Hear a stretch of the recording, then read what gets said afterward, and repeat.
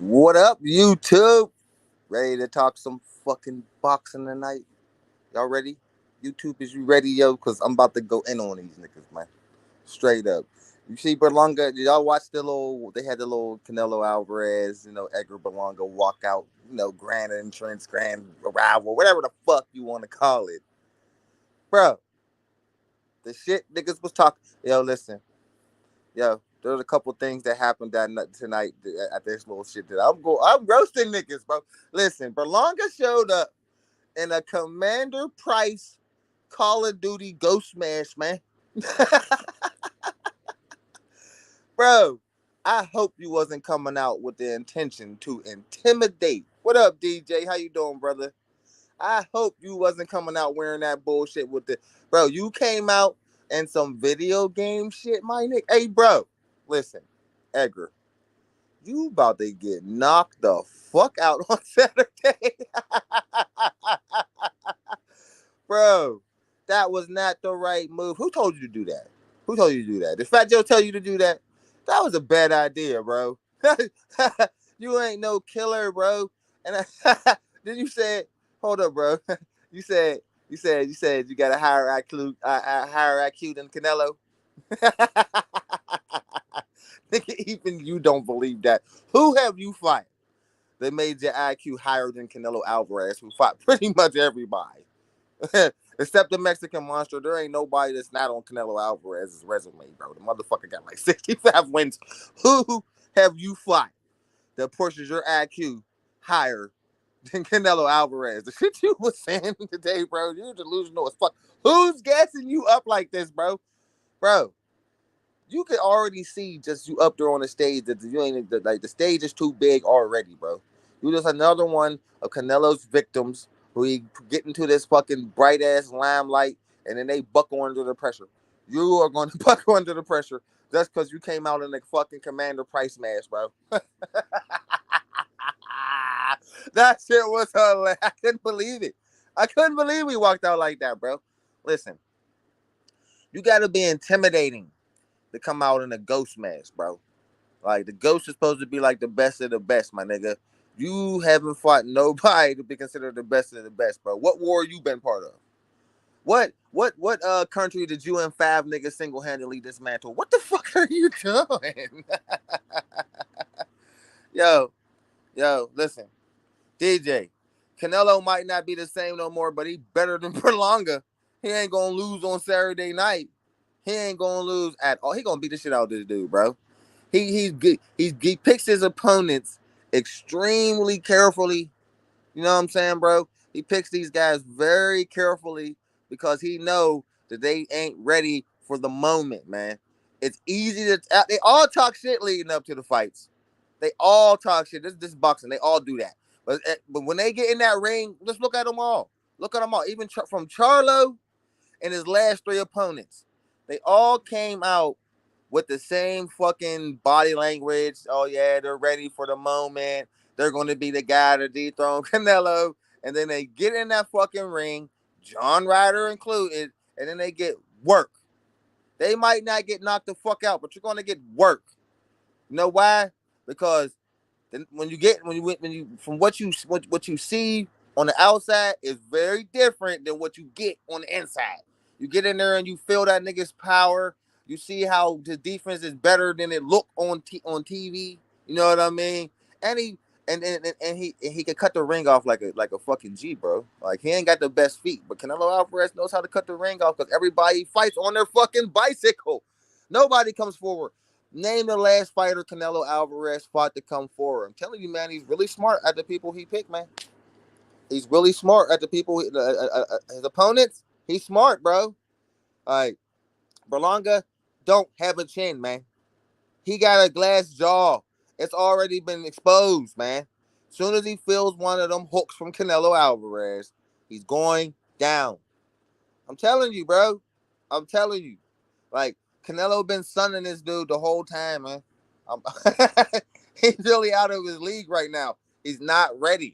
I'm not saying that Berlanga, like DJ, I'm not saying that Berlanga is not going to wouldn't be ready in like 4 or 5 fights. But right now, man, he's just not ready, man. Because you seen, like, if you follow his career, As soon he's knocking everybody the fuck out. You know what I mean? But if you follow his career, he's knocking everybody the fuck out until the competition start getting excuse me, till the competition start getting upped. As soon as they start upping the competition, his performances start getting more and more lackluster, subpar. Then he got dropped. It's like, hold up, man. For real. And if you go further back into Berlanga's career, you know what I mean? In the amateurs, he got beat the fuck up by somebody that even didn't even like listen, and I know this is like learning curves, but you gotta understand, he got beat the fuck up, knocked the fuck out, clean out by a motherfucker who sell DVDs on the corner today. See, you know what I mean? So you been chinny. All right, you just once the competition up, like bro. Even his last opponent was catching him with some clean ass shots, man.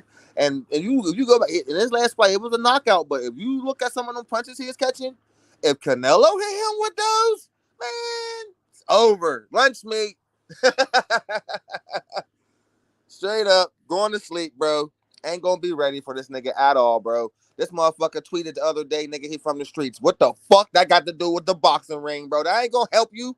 That ain't gonna help you. What? What? Who is you, bro? So you think that if Canelo whoop your ass, so he gotta worry about meeting some niggas, meeting him in the parking lot? Bro, you know how many cartels gonna be there? You know you in Las Vegas, right? Right? Straight up, bro. You think, like, come on, man. You in his territory. That's close to the Mexican border, motherfucker. You from New York. You way on the other side of the country. Talk about you a gangster and you from the streets, nigga, like that matter. Listen, ask Adrian Broner. The gangster shit don't work. You just talk about how gangster you are and how many gangsters you know. But when they get in that ring, it's just me and you, dog. You don't got no crew behind you.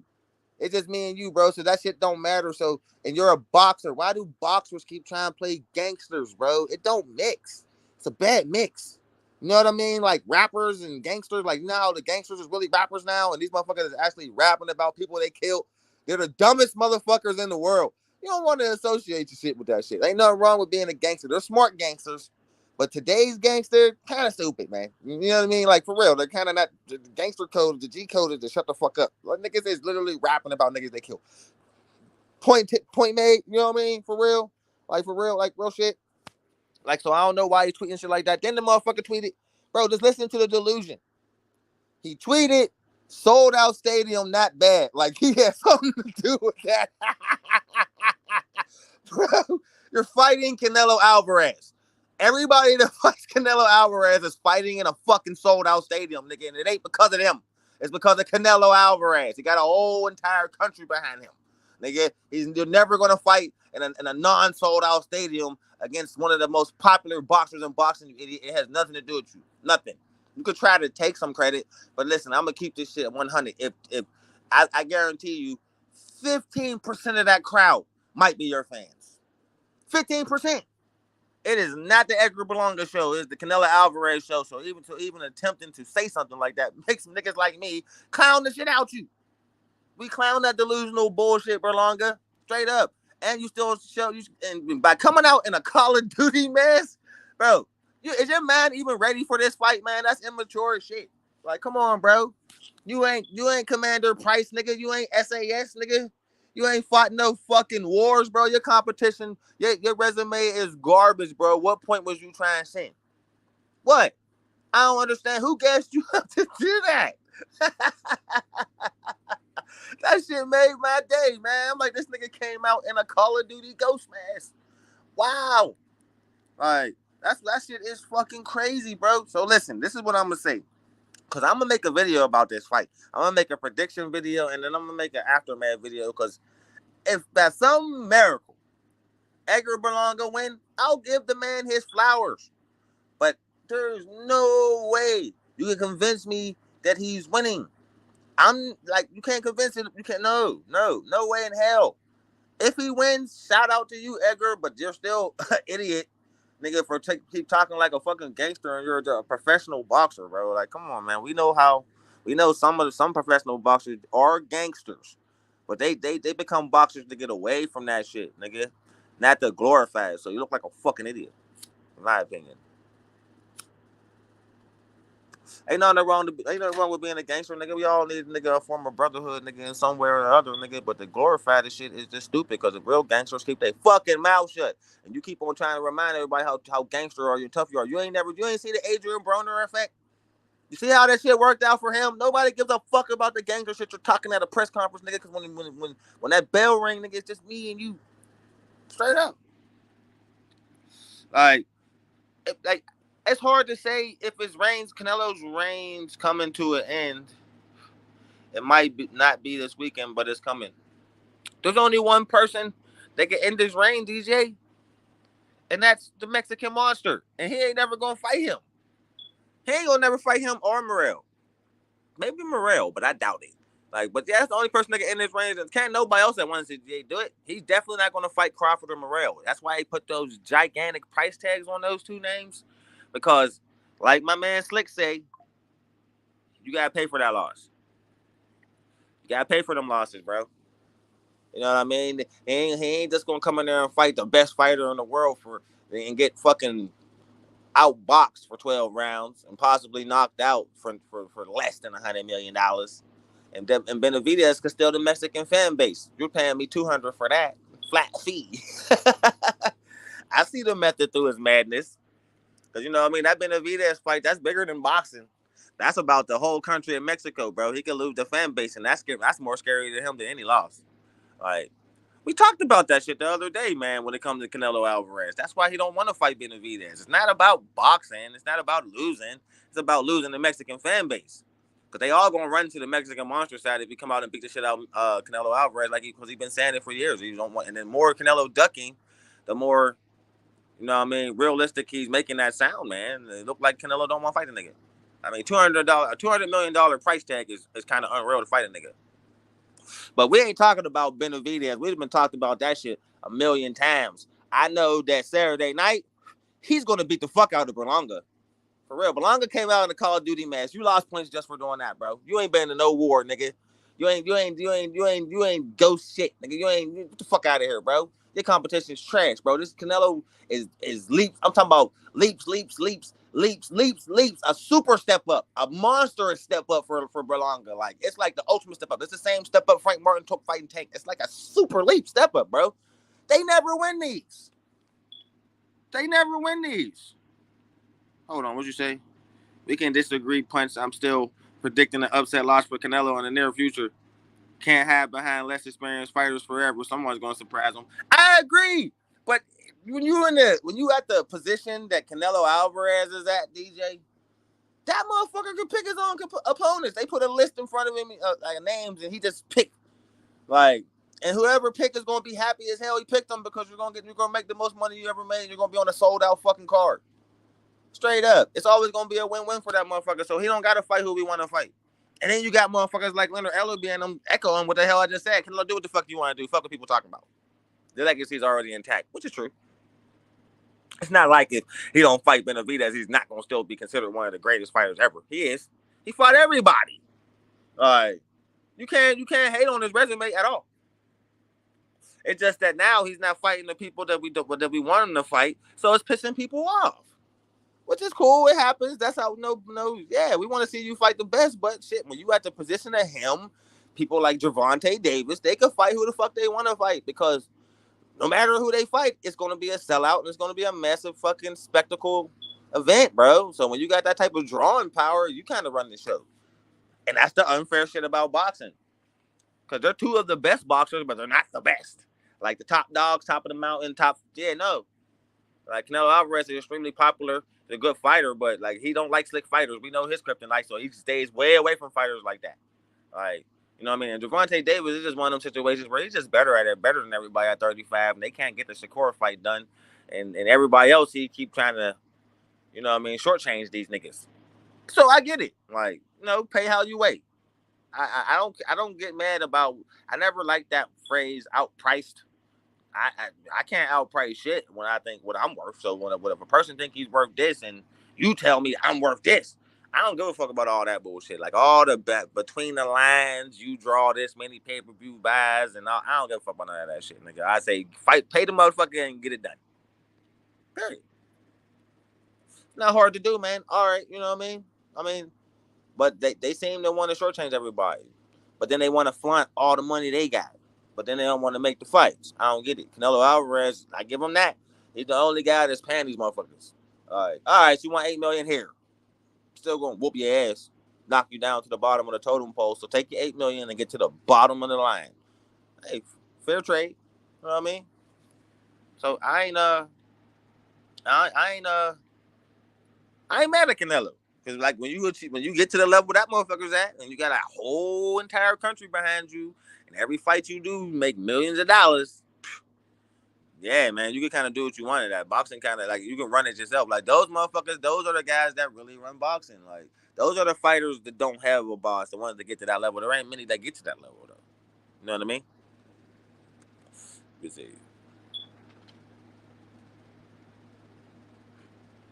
Yeah, I think so. I think this, but I agree with that, man. I think that his number that's what it's going to take. If we want to see Canelo Alvarez fight a real contender, you know what I'm saying? We gotta stop paying for the bullshit fights. I agree. That's why me and Slick and Nine, you know what I mean, and Heavy is all, you know what I mean. It's the Paris life for us. You know what I mean? We gonna be on our Jack Sparrow shit because we ain't paying $90. So our hard, matey. You feel me? Straight up. Because it's overpriced. The undercard sucks. Like, come on, man. Rolly Romero, Caleb Plant, Eris Larry Londa. Like, I don't give a fuck about none of these dudes. Danny Garcia.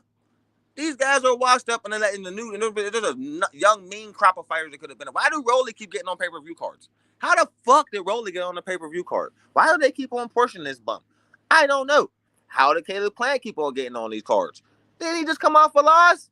Like, I don't understand. So you go from okay, so you go from us having a free fight with you to now we gotta pay $90 to watch you fight. Nigga, I'm not paying $90 to watch you fight. I thought it was fucking hilarious that the crowd was calling him a bum when he was doing his press conference, because that's exactly what he is. Why do we gotta keep on? They force feeding this shit to us now. They force feeding it to us, man. It's a whack ass undercard. It's a whack ass main event. We know Canelo's gonna trash this guy. Who gives a fuck about about Londa? He's fucking 40 years old. Who cares about Danny Garcia? Nigga, like, he's washed. The dude been winning, losing. He's been up and down like a fucking roller coaster. Caleb Plant lost his last fight. And the fight before that, Rolly just got fucking demolished. How is he on another pay-per-view card? They think these guys can sell. Why are people paying for this shit? Because they got Canelo's name at the fucking top. That's why. So why? So just because his name is attached to the top of this shit, we gotta watch all these fucking bumps. It's the same bullshit PBC shit. PBC been pulling for the last 10 fucking years, nigga. Force feeding these bullshit cards down our throat, and I've been sick of it, nigga. I'm not supporting this shit. I don't care if the casuals support this shit. They can do what they fucking want to do, but I'm not paying for it. I will steal this shit. Mark my fucking words before I pay 1 red cent to watch these bumps. Because that's what they are. I don't even know who they fucking opponents. I don't even know who. I never fucking Caleb Plant and Rolly's opponent. I don't even know who the fuck these guys are. Why? Because I don't give a fuck about none of these niggas. All right.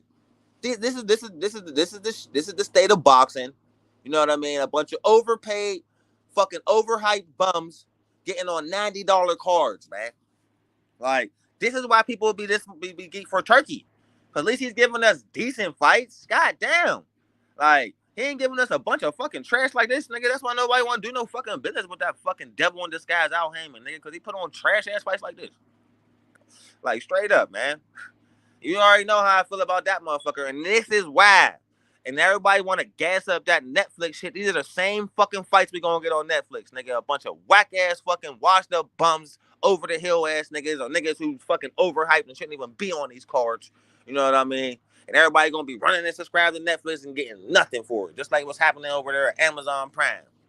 Straight up. What big fucking fight we got on Amazon Prime so far? Nothing.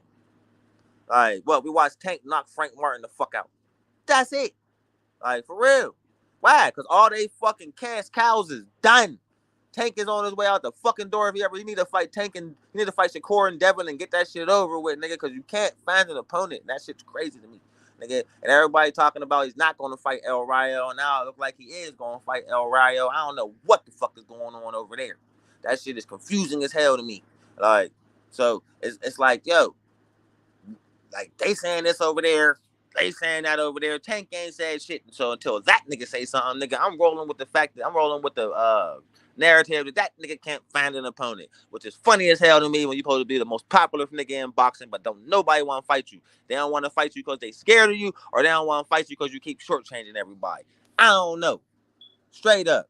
But you making all this fucking money in these fights. Pay these niggas and get these fights made. I'm tired of this bullshit. I go for Eddie Hearn. I go for fucking Al Hammond. All these dumbass promoters holding up these fucking fights because y'all want to be fucking cheap.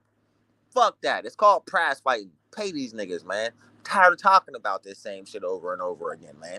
For real. Because this is what you get. You get Edgar Berlanga in a fucking Call of Duty match. You get Caleb playing, getting booed out the fucking arena. You get old ass Laura walking in with like a 20-year-old chick. Nobody gives a fuck. Niggas is more interested in the girl he came with than him. No, man. And nobody give a fuck what Rolly's talking about. This is what we get for $90.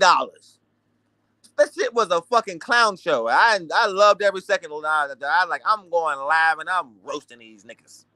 Straight up, man. Because this shit is not worth $90. And then on top of it all, on one of the most bullshit cards you gonna ever see, one of the most overpriced cards in history, $90. What the fuck? Hell, we got to see Ellerby and Hearn argue, bro, face to face. Because these motherfuckers been talking shit to each other through that camera forever, but we rarely get to see these niggas face to face. Neither one of these niggas had that same energy. They talking about, nigga, Tank will do this, he'll do that. Nigga, nobody, nigga, you called him a bitch ass nigga. He's a pussy, he's a fraud, he's a fake, he's a loser. This is Ellerby. He's jealous. He want to be me. He mad he don't got the money I got. He's a sad dude. He just he just Floyd Mayweather's flunky. This is the shit they talking to each other when nobody, like when they ain't around each other. When they get around each other, these motherfuckers was down there whispering. I want smoke. I don't want that. Oh, we just be talking shit. I told you. Nigga, I think Crawford was right when he gave that interview with Andre Ward a couple months back when he said these motherfuckers is all really friends for real. This shit's just for the camera. That's proof right there. They talk about Leonard Ellerby and Eddie Hearn confrontation. That wasn't no fucking confrontation, nigga. That looked like two niggas who don't like each other but tolerate each other. That ain't the smoke. I wanted to smoke. We ain't get none of that. We ain't get none of that. Hell yeah, DJ Rowley got some type of blackmail fucking evidence because this dude is horrible. Amateur at best. This dude keep being in, like, this dude keep getting on pay-per-view. I don't understand it. Like, how do Rowley have a fan base? How are there really people out here who think Rowley is a good fighter? I don't understand it, man. I don't give a fuck what y'all say. Nigga, Tank wasn't running from him. He wasn't winning that fight. Nigga, Tank fucking man fucked Rowley, gave his ass false confidence because he knew he was a bum who was going to do some stupid shit. And soon as he did it, he knocked him the fuck out. No seasoned boxer is falling for the shit Rowley fell for in that fight. You can say what you want to say. I don't care what none of y'all say. That nigga fell for a trap that Tank set beautifully. That was ring IQ. That wasn't Tank on his bicycle. Tank was on his bicycle. Rowley could crack. Man, listen. I don't give a fuck what none of y'all say. Give him false confidence. Knock him the fuck out. That's what happened. Straight up. But we don't know who Tank about to fight next. That nigga can't find no opponent. That's bad when Rowley can find an opponent, but we can't find nobody for Gervonta Davis. This is crazy. This is crazy. For real, man. But I can't wait till Saturday, bro. I cannot wait to watch Berlanga get knocked out. I'm a Canelo fan this Saturday, and I'm talking about one of them homegrown Mexico Viva Canelo against this nigga. That's how bad I want to see him get knocked out. He talking too much shit.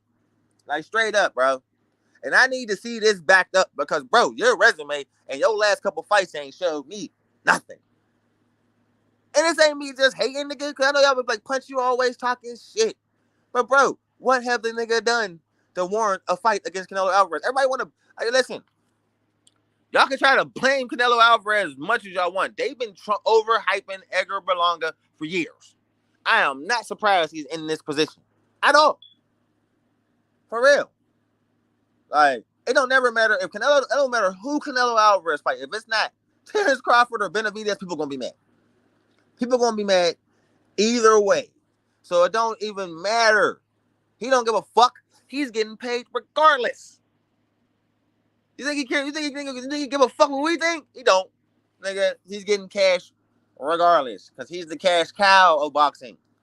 So it goes what he say goes. It's just how it is. Like, it really is. Bro, I don't know, man, what the hell this is, man. Because, I mean, that's another thing that's weird. How do I owe a nigga and I didn't fought 70 fights for his ass? All these niggas been with PBC for years. Like, a lot of years. How do they owe this nigga? And if they do owe him, he even more of the fucking Antichrist.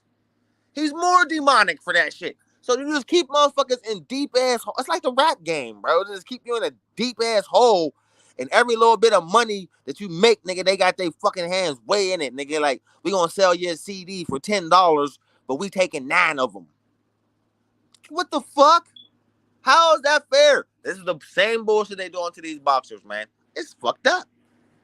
It's fucked up. But that's the business of boxing. Hey. So, like, it's one of them things. Like, them niggas should kind of know what the fuck they getting into, man. When they signing up to be boxers, they should know the shit is a little bit crooked. They know that, cause I told you, man, there be shit like Al Hammond be making motherfuckers sell they belts, nigga.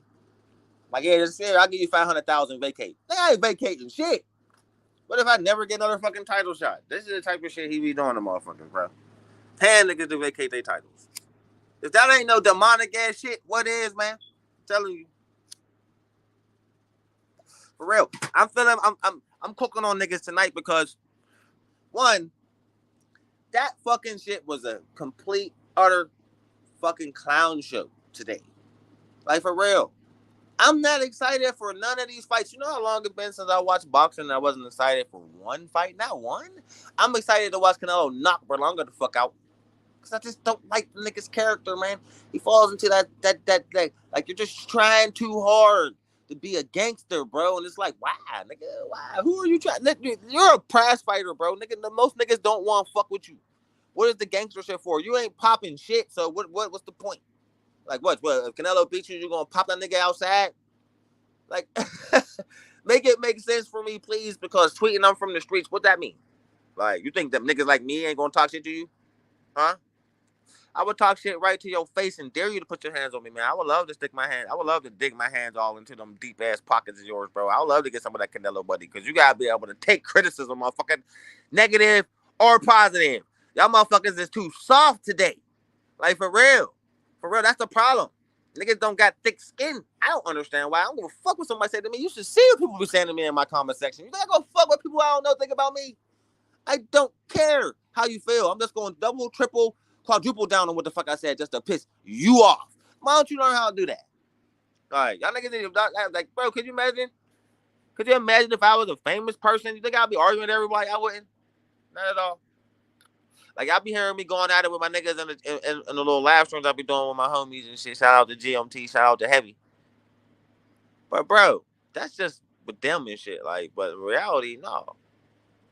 Because if my channel ever grew to where there's 100 people in my chat, any weird racist shit, they're out of here. See, Slick leave all them niggas in his chat. I don't leave them up. Nah. You can't come in here talking shit. I'll block the fuck out you, and I don't give a fuck how you feel.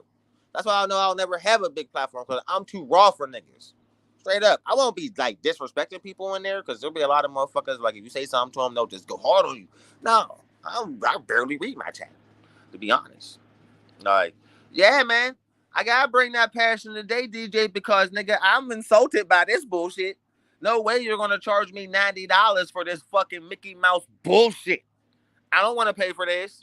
Like, to see these bums fight. Like, for real, bro, I'm stealing the fuck out of this fight. Stealing it. Like, yeah. And I can afford this shit, but I ain't paying it. Why? What's worth paying for? I ain't putting no money in none of these motherfuckers' pockets. Nigga, fuck all of them. They're all trash to me. I don't think none of these boxers are good. None of them. First time in, like, years, I didn't see a card where everybody on the card is trash except for Canelo. Everybody else is trash. They don't even belong on no pay-per-view card. But this is what we get. This is what we get, bro. We get this bullshit right here, man. Like, for real, what the hell is this? Straight up, man, that should be crazy. Like, and you know what, Joe? I'm thinking, like, and you know the funny thing is, these promoters they laughing at us. Like, I bet the fans is pissed because of this card, but they still gonna pay for it just because Canelo's on it. And what the hell? Just like, what do you know? Sold out, sold the fuck out. You know what I mean? So sold out that they had to put more chairs in the motherfucker. Do you think that's because of Berlanga, Danny Garcia, Aris Larry Londa, Rolly Romero, or Caleb Plant? Fuck no. Or fucking that ain't for night. That's all because of Canelo Alvarez, bro. Because the motherfucker has a cult following, and they pay for any fight he in. For real. Like that shit funny as hell to me. If fucking Turkey about to show up to this fucking fight, he gonna be at both niggas, UFC and motherfucking the Canelo fight. But it's like some niggas are talking about Turkey pay for UFC. No, he didn't, nigga. Dana White paid for that shit, nigga. That's his show. Dana White was the one who decided to try to fucking put a UFC card on the same night as the fucking that Canelo fight on Mexican Independence Day. That was dumb.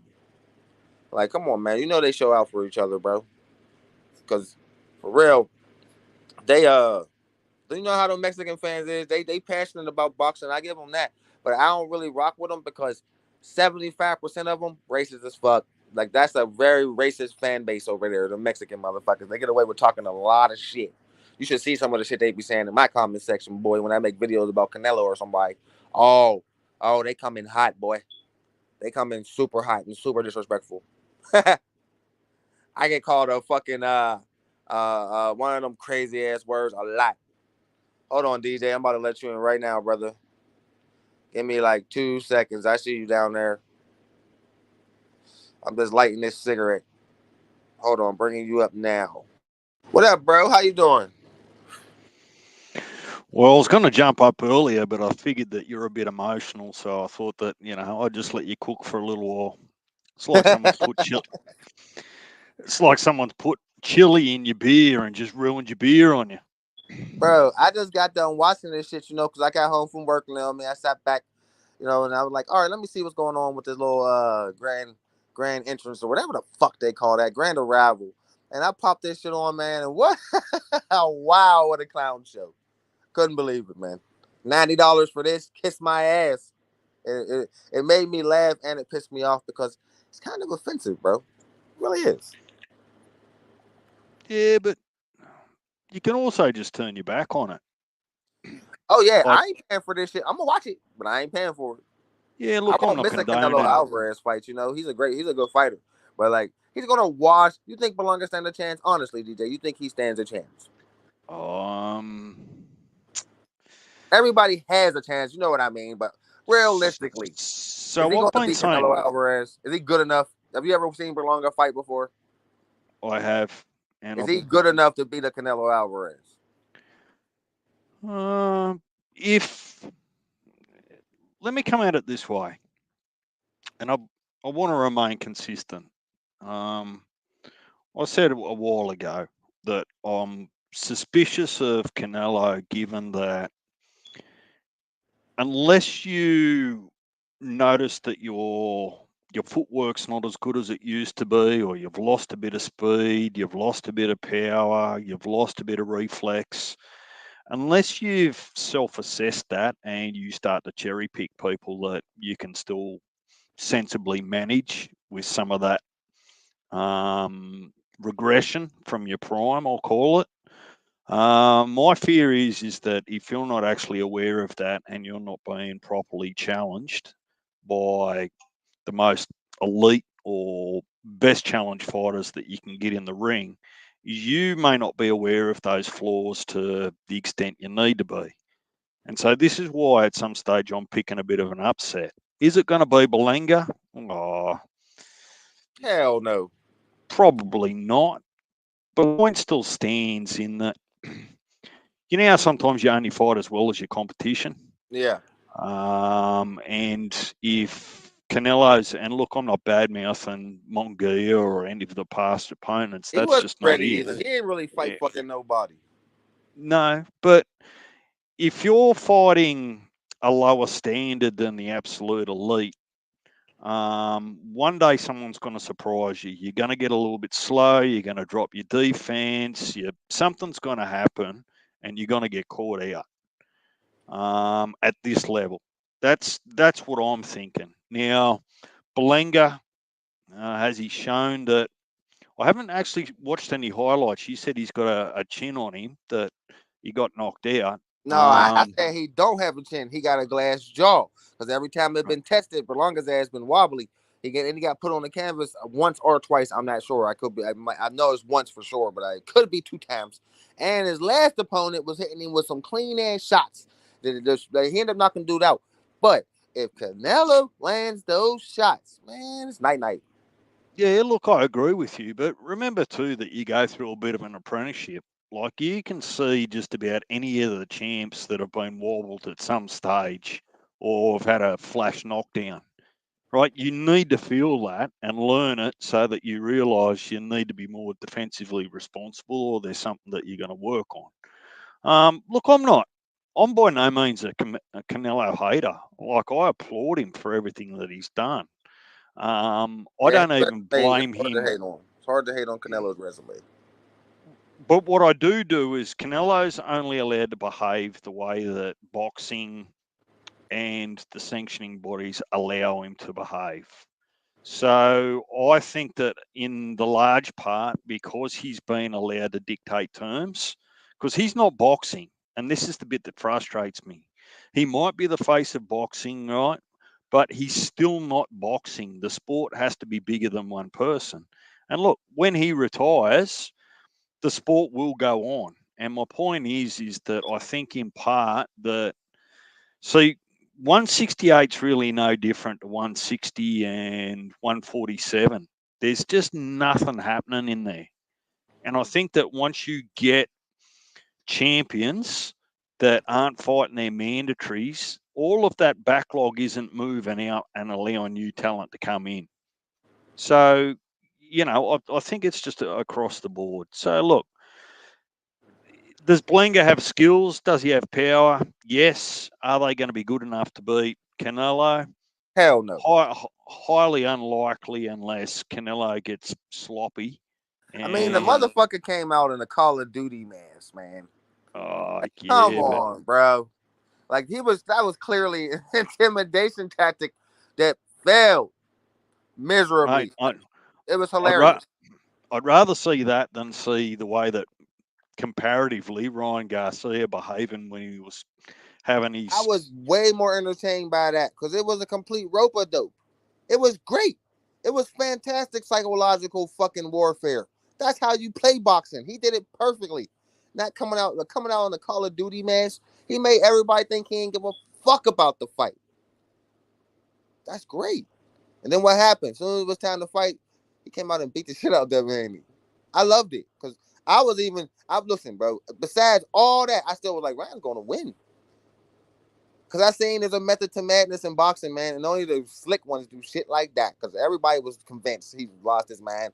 He's not serious. And what did he do? He made Devin stand in there and try to fucking slug. The worst way to fight him. Yeah, See how it look, turned out. That's a so that's a mental rope a dope. Like that's what uh uh uh Stonehands did to Sugar Ray Leonard. Same thing. You know what I mean? He came out, acted like he was a fucking asshole, smacked his wife's ass, did all type of crazy shit, pissed Leonard off, and goaded him into a slugfest and beat him. And then the next fight, he no monster's ass. You know what I'm saying? Like it's psychological warfare too sometimes. Like, and that's what Ryan Garcia was pulling. I didn't think that was bullshit, bro. I knew what he was doing. That's why I took him. I bet $500 on him. I got into a super verbal yo, they got real about that bread because niggas ain't want to pay up. Like, all because a lot of people fell for the trap. It was a trap. but look, You'll learn that about boxing. A lot of boxers pull that shit, man. Yeah, but it's just not a character that me personally. Look, I understand what they're doing, and I'm not going to disagree with the mental warfare side of it. It's just not something that I personally enjoy. I Yeah, I understand get why it. they do it, but I just don't personally enjoy grown men carrying on like pork chops. It's just Well, not hold something on. that. You watch rugby, right? There ain't mental warfare going on in that sport.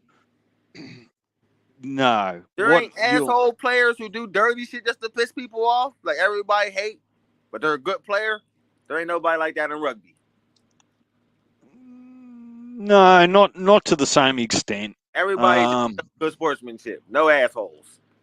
no, there's definitely arseholes in there, but they'll get penalised or sent off during the game. It's normally the tactics of the coach where the media start to actually really, because the players won't talk to the media about their game plan or what they're going to do. That's kind of like either a written or an unwritten rule. But when the coaches have their midweek media conference, like our semi-finals are about, our final series is about to start this weekend, right? So Yeah. the coaches are the ones that the media are talking to and saying, who you're going to play here, who have you picked here, they're injured, who you're going to replace, what sort of game plan, how do you shut down your opposition, halfback, winger, whatever it might be. But none of it ever gets personal, ever. Really? None of it. NFL gets super personal, man. That's just crazy. I'm surprised by that. It must be just a cultural thing. Look, if people get personal over here in front of the cameras, the whole social media just jump on them like a rash and just say that Uh, was out of line, blah blah blah. So they get sort of punished for it. what about the We've fans? got a Fist fights break out over here about certain teams. Yeah, they used to, but what they've tried to do over here is for probably the last, I guess, decade. What they've tried to do, because long story short, the game's always had its violent side and injuries, right? Whether it was fights on the field, whether it was cheap shots, elbows, forearms, whatever it is. And what was actually happening is when they looked at the trends, parents weren't allowing their kids, males or females, to go and play rugby league because of I guess, the product in which it was. So the the new heads of the NRL, National Rugby League, said, "Look, we need to actually change the marketing around our sport and make it a sport rather than a Spartan contest. Look, it's always going to be physical." So they spent a lot of time up on security and making sure that it was a family-friendly environment, like you could take your wife, your kids, and all those sorts of things without fear of violence inside the stadium or outside of the stadium, just a little bit safer. What they also did is, in a lot of stadiums they don't sell full, um, what do you call it, the full alcoholic beers, like they're sort of mid strength. Yeah. So look, but I mean, it's chalk and cheese. It's two different cultures. The billions of dollars that's in NFL and boxing really doesn't really compare to lesser amount of billions or hundreds of millions that are in the sport over here. And that's more just a population thing. We've got 27 million. Yeah, there's like You lot 400 of, over yeah, here. you've got 400 million, right? So, um, it's not really comparing apples to apples, but look, there's passion in there. Don't get it wrong. Yes, there's the odd fights and those sorts of things, but it's definitely not televised. Yeah. But look, going into the back end of this year, Punch, I look at it this way: I can spend $90, and I can afford it, right? I can spend $90 on Canelo, Yeah. right? Which, I've gone a little bit stale on Canelo fights, not on Canelo as a person, but just on his fights. I Yeah, thought, the competition is I'm trash. I'm happy to go without, right? And I can keep that $90, and I can go and buy one of the other cards coming up. Can I buy maybe Joshua and Dubois? Can I buy Evil better. um, Riyadh season? You know. So look, there's some interesting fights coming up towards the end of the year, and I think there's still some surprising ones yet Oh, to yeah. come. We still got the undisputed between Better Beaver. That's gonna be a big one. Who we got? We got Shakur coming up. We got Dubois and Joshua. We got Tank. I don't know who his opponent gonna fucking be, but we got Tank, and there's somebody else big too coming. So we'll see. I mean, Tank's Look, probably there's gonna be the biggest one. yeah, yeah. But So who he gonna fight? Like again, we talked about this the other day. There is no news. I keep hearing that. well, I'm seeing rumours now that All right, none. Teofimo. I heard that. I heard Teofimo is asking for too much. They like to throw that outprice itself shit around too much too. Pay the motherfucker and let's fight. Shit. Well, the problem becomes is that I reckon, and we've spoken about this too, it would be too easy. Imagine if you're the face of boxing, right? And we're in the same division or close enough to it, right? Your record is, what's Tank's record? I don't know, 20, 28 no or 27 and no, one of them. right? Close to third. No, And 29. He had 29 now. Yeah. yeah, so you're proper elite, right? You can box, you can knock out. Here comes DJ, right? He's made a little bit of a name and a little bit of noise for himself, and might have won a title in a lower weight class or something like that. And I'm at 15, 16 and 0 or something like that. Now, when our management teams come together, and my management team's trying to look after me and go, well, look, Punch has got all the bag. He's worth squillions of dollars. I want to go in there and make sure that I'm paid handsomely, right? Despite how confident that I am in winning, right? Yeah. What's the chances of that? And if I get knocked out round 2, I want to be paid for it. And I think that that's unfair on Tank on you, because why should you give me, and we spoke about this, if you're worth 80 to 90% of the pay-per-views, why should you give me 20 or 30% of that 90 that you're generating, right? I'm not bringing anything to the table. But in saying that, there are Shakurs and there are other people that will bring that numbers to the table, but for whatever reason, you can't strike a deal. You know, it, it'll be no different. Tank, Canelo, they're going to have a heap of people they probably want to fight and they're interested in having that challenge. But as soon as the teams sit down, one half of those two parties gets too greedy. Always. Hold on, we got Hey, in the chat. good he good to said see you, RC. he said I can say this, you will spend money on PPC before the end of the year, GJ. And he said the face's record is 29 and 0. Do yourself a favor and embrace greatness. I do embrace greatness. His name is Terrence Bud Crawford, motherfucker. until he, RC. until he retire, ain't nobody greater than him. Well, I still remember RC from the other day. He must be the funniest man in history. You will wait. You will Man, wait. man with his fucking riddles, man. RC and his damn riddles, man. Shout out to RC, man. It's my guy. He's funny as hell. Well, he couldn't help himself. Like when he told us all that he was going away for the NFL season, be back in February, I told all you boys he won't be able to help himself. He'll slide into the comments or jump up every now and then because he'll hear something. Can't help himself. And you know he loved to troll punch. So It's a wonder he hasn't jumped up to give us one of those hand grenades. I like to call them. I'm going to give you information, but I'm not going to give you information. You'll have to work it out for yourself, sort of statement. Riddler ass nigga, man, with his fucking little riddles all the time. Like, just tell me. Well, I think we got something big coming up from Gervonta. We'll see, man. Well, does he announce it at the Canelo fight on the weekend? I don't know, man. I'm gonna wait until Tank actually say something. All right, I'm done with the speculating. I'm just gonna wait and see now because I can't get no info from nobody.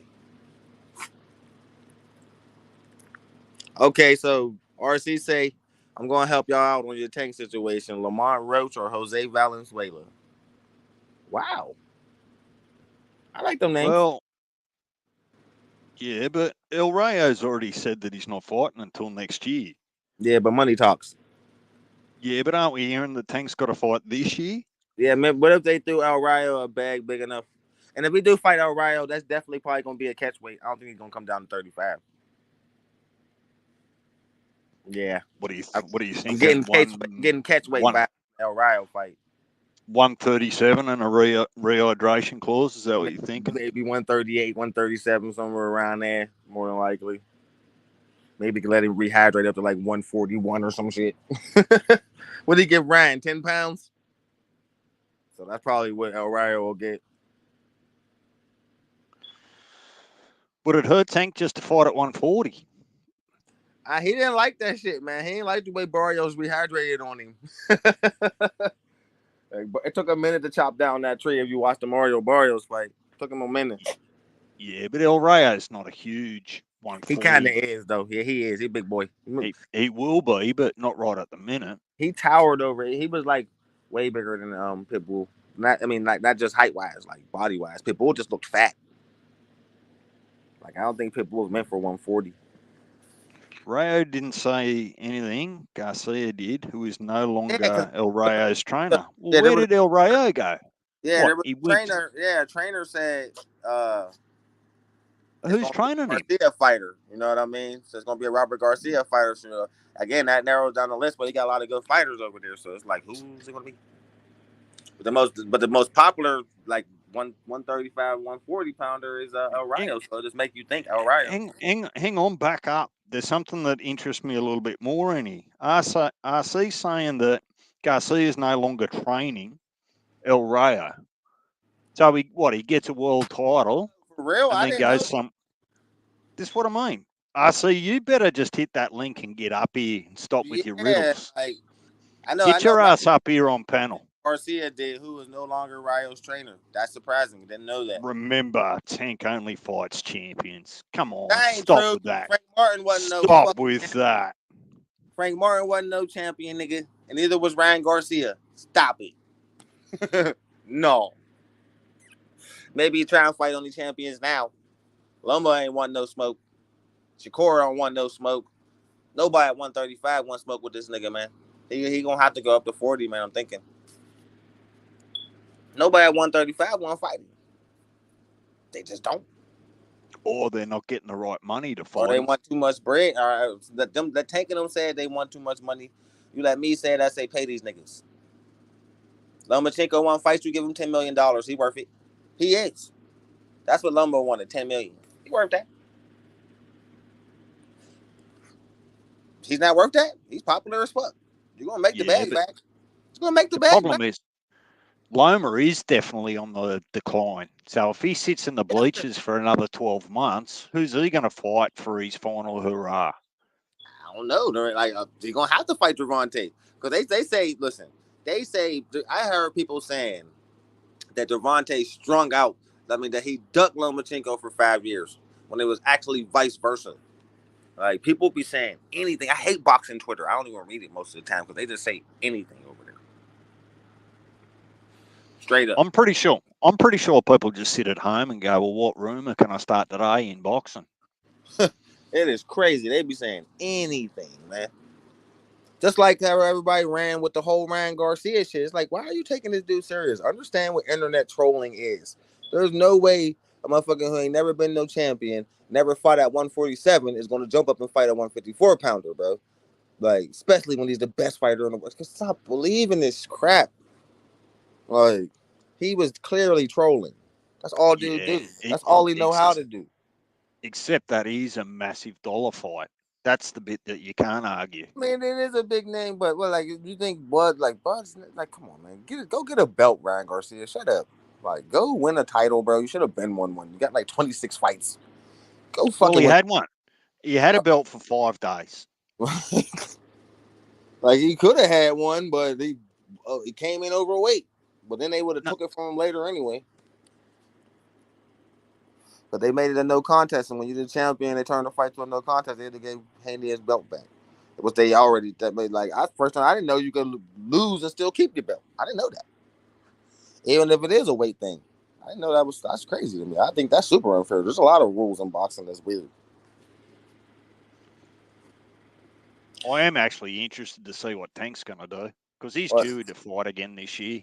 RC said if Tank fights Ryo, it will be a catch weight. It doesn't affect either, and no sanctioning fees. Oh, that's smart. They don't got to pay for them belts, so that's cool. I don't think El Ryo could make 135 no more. To be honest, he seemed really comfortable up there at 140. I can't believe that El Reyes just up and left Robert Garcia after they won a belt. I mean, I no. If you listen to the through the wire, they say he's kind of hard to work with sometimes. Like, and everybody seemed to like to run over there to Eddie Reynoso, but he ain't. El Ryo ain't gonna go over there because his manager is Jose Benavidez Senior, so he's definitely not going over there with Reynoso. RC, any rumours on whether Spencer's got a new trainer yet? Man, the airwaves been dead on Arrow, man, dude. Like, I don't know what's going on with him. Nobody knows. Like, he been extra quiet. He made so much money from that Tank fight, that Tank Martin fight. He just chilling. Like, I don't think he's serious about coming back. We seen no footage of him training, none. Like, what is he doing? Just kicking back. He done made so much money, man. I think Earl was just kicking it out. I think we may. I said this, man. We may see Earl again, man. But I won't be surprised if he retires and just do the promotion thing.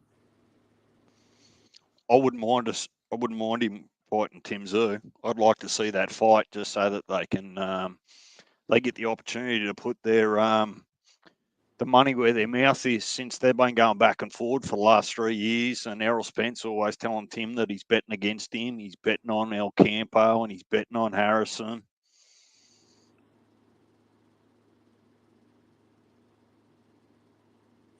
Why y'all Boy, talking about Turkey going to a boxing fight and not the UFC fight he paid for? I didn't know he paid to go to that. I was confused by that. I'm not surprised he's going to the Canelo fight. Maybe he trying to make amends with that nigga. Talk to him face to face. Maybe it might be one of them type situations. I don't know. But if this is somebody like Turkey Al Sheikh and you got a chance to go to a UFC fight or a boxing fight, I'm sure you're going to go to boxing. And me, I ain't making no comparison because I am not. I like UFC, but I just started getting into that like over the last like 5 years. I would choose boxing over UFC too, so it's no surprise. yes, RC, he did lose. But guess what? He's one of just about everyone other than Bud Crawford that hasn't lost or doesn't lose at 154. It's just the nature of the beast. You want to fight at 154, you're going to take an L at some stage. Suck it up, get over it, and take the toughest fights. And I'll reiterate, yeah, if he don't get that cut, he probably wins that fight more than likely. Yeah, it was still really close, even though it was a bloody massacre. Oh, he paid for that? I didn't know he paid for that. That's yeah, he did. Did he pay for that? I gotta look into that. I mean, I don't know, man.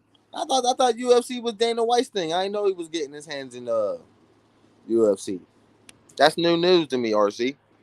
He said he paid for UFC Nochi. I actually don't think that Dana White owns UFC anymore. Didn't he get actually bought out and they asked him to stay on to front it? Oh yeah, the same dudes that bought the WWE recently. They own it. Rich ass. What the hell is they called? TNT Sports or some shit? Yeah, they bought it for a couple billion. It's But gone pretty quiet though. still the president of UFC though. Like he still runs the shit because like if it ain't broke, don't fix it. Like you know what I mean? That'd piss me off, me doing all the hard work and then just all the investors and owners just getting all the money. I'm That's the sure US model. big pay bump. You know what I mean? When you're the president of a company, you're getting a couple million, so he's good. Well, RC, what are you going to be watching on the same night? Forget about Turkey Al Sheikh. Are you going to be watching the UFC or are you going to be watching Canelo? I don't like that pink haired motherfucker, so I ain't watching it. Sean O'Malley, he keep calling out Tank. I don't like him. He annoys me. so I won't be watching it. I'd I rather see watch. you're not gonna get me to buy it because I don't get emotionally invested in boxers. He's just an Aussie boxer that is doing well, or was doing well. So I why mean, not? it We is. don't. It's hard to disagree with that though, DJ. What he said, but I don't think he deserved to go to the bottom because he was. You gotta understand, RC. Tim Tszyu was still like number 2 in the IBF rankings, so he was already in line. He just chose to, he could have fought. Actually, he could have fought Crawford, could have fought Funzora, or he could have fought fought the IBF dude. But because but remember that was right before Charlo. Charlo was still. That was right after Charlo vacated it. So, See, the real failing is he shouldn't but yeah, go to let the me look bottom it up and right shouldn't be now. gifted it. But the Tim reality in is, the IBF, so yeah, it's cool. Yeah, he's number 2 in the IBF, so I ain't mad at him Tim, getting a title shot. hang on. Really, what should have happened, RC, is he should have got the rematch. The fans wanted it. He wanted it. I think probably Fondora would have been okay with it. The rematch should have happened before anything else. If Tim Right. loses the rematch, then he can drop all the way down to number 9, number 10 in the rankings. For all I care, you just got beat. But that rematch should have happened in all fairness, and he would have been fighting for a title shot in the rematch. So I call it replacement therapy. He couldn't get the rematch and that title shot over there with the WBC. So he gets a title shot in the IBF. And he I pulled think, out. He got pulled out of the Virgil fight too. I wanted to see that one. yeah, well, we might not ever know the real reasons behind that. Who was it? Is it you or Nine or RC that calls it the PBC medical plan? That's. I think that's 9. I sure as hell didn't say that. I hate the PBC. I don't even like saying they fucking name. They've been getting away with murder for too long, bro. They doing this shit again. Doing it again, man. This horrible ass card for $90, man. Fucking disgrace. Yeah, well, we've got to pay that for Tim Zoo. You guys over there get it for free. Yeah, we get. We've got But he's like y'all we've main attraction over there. It makes sense. One of y'all make. well, it's a bit of a kick in the guts to sort of say, well, if he was fighting at home, I'd sort of say that because you've got to develop the bag, right? If Murtazaliev was coming over here to help build that bag and that price to get him across here, but to fight him overseas and then give everyone at home a rarity and put it on for free on Amazon Prime, and then not let the Aussies get it for free or a reduced price, I think that's starting to get a little bit selfish. That's a bit of a kick in the guts. But Welcome to my world. That happen to hear all the time, bro. look, I don't think pay-per-views are ever going to go away. That's the reality of it. They just I need to wonder. get. I don't know if you was watching boxing back when Pacquiao and Mayweather fight. Was that $100 for y'all? It was $100 Um, for us. That was the highest pay-per-view fight I ever paid for in my life. give me a give me a year, because what year did they do that? Uh, 2018. I'm thinking, or 2017. No. 2016 they did it because he fought Conor McGregor in 2016. 2018. So it was 2016, and he fought one more fight after Pacquiao. So yeah, it So was yeah, we were 16. Yeah. because we were a little bit behind over here in Australia by way of what you would refer to as cable over there. We were what America had, United States had cable well before Australia did. So before a lot of that stuff was actually available at home, it was really only available in some of the pubs and clubs and those sorts of things that could afford Oh, okay. to put that in. And that's where it was really big. You'd go to the pub on a Sunday afternoon, historically, and even still now, to watch boxing in Australia, whether it was an Aussie overseas or a world title fight, because your Saturday nights are our Sundays here, right? So, where I see a date over there, like a Tim Tszyu fighting on the 19th, that means it's the 20th over here. And it's no different for Canelo and Berlanga this weekend. You guys Oh, will see it okay. on a Saturday, where we see it on a Sunday. So we're actually quite used to boxing being on Sundays.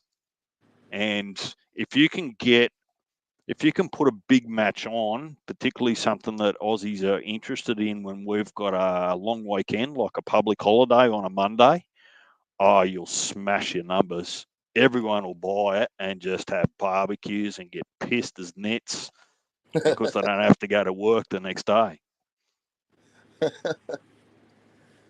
Man, we always get them big fights like that, but they always be overpriced bullshit like this. Like now, we caught on to the game, man. Like y'all can't keep getting us with this shit, man. I used to be like this too, bro. I used to pay for these. I don't even care. Like I'm just excited for boxing. But when you keep giving me bullshit card after bullshit card after bullshit card for 10 years straight, that shit pissed me off. I think where I started to really get angry is the fights they was giving us when they was like supposed to be the free fights on Fox that PBC was doing. Oh, Jesus, did that fail? $1 billion down the drain. You'll I keep giving. just don't think that they're not rewarding the boxing fans and the public properly. And I've spoken about all sorts of models. I think about it and go, well, imagine if you were to buy a 12-month super fight subscription, for example. So the first fight, I don't know, what was the biggest pay per view starter this year? Was that the Tim Zoo card? January 2024. Yeah, It, no, we had Benavidez in January. Wasn't that January or was that oh, February? Somebody well, big. okay, so say you buy that, say you pay full price for that on the zone, right? So Yeah. let's talk about Riyadh season, right? So say you buy that $90 one, right? And then you hold your subscription to that so that when the next one comes up, for anyone watching it for the first time, they pay $90. But for someone like you and I, because we pay full price for the first one, we get a reduced rate for the second one. Call it 20% or whatever it might be. All And right. then for the next one throughout the year, it drops another 20% again because we're regular customers and fans.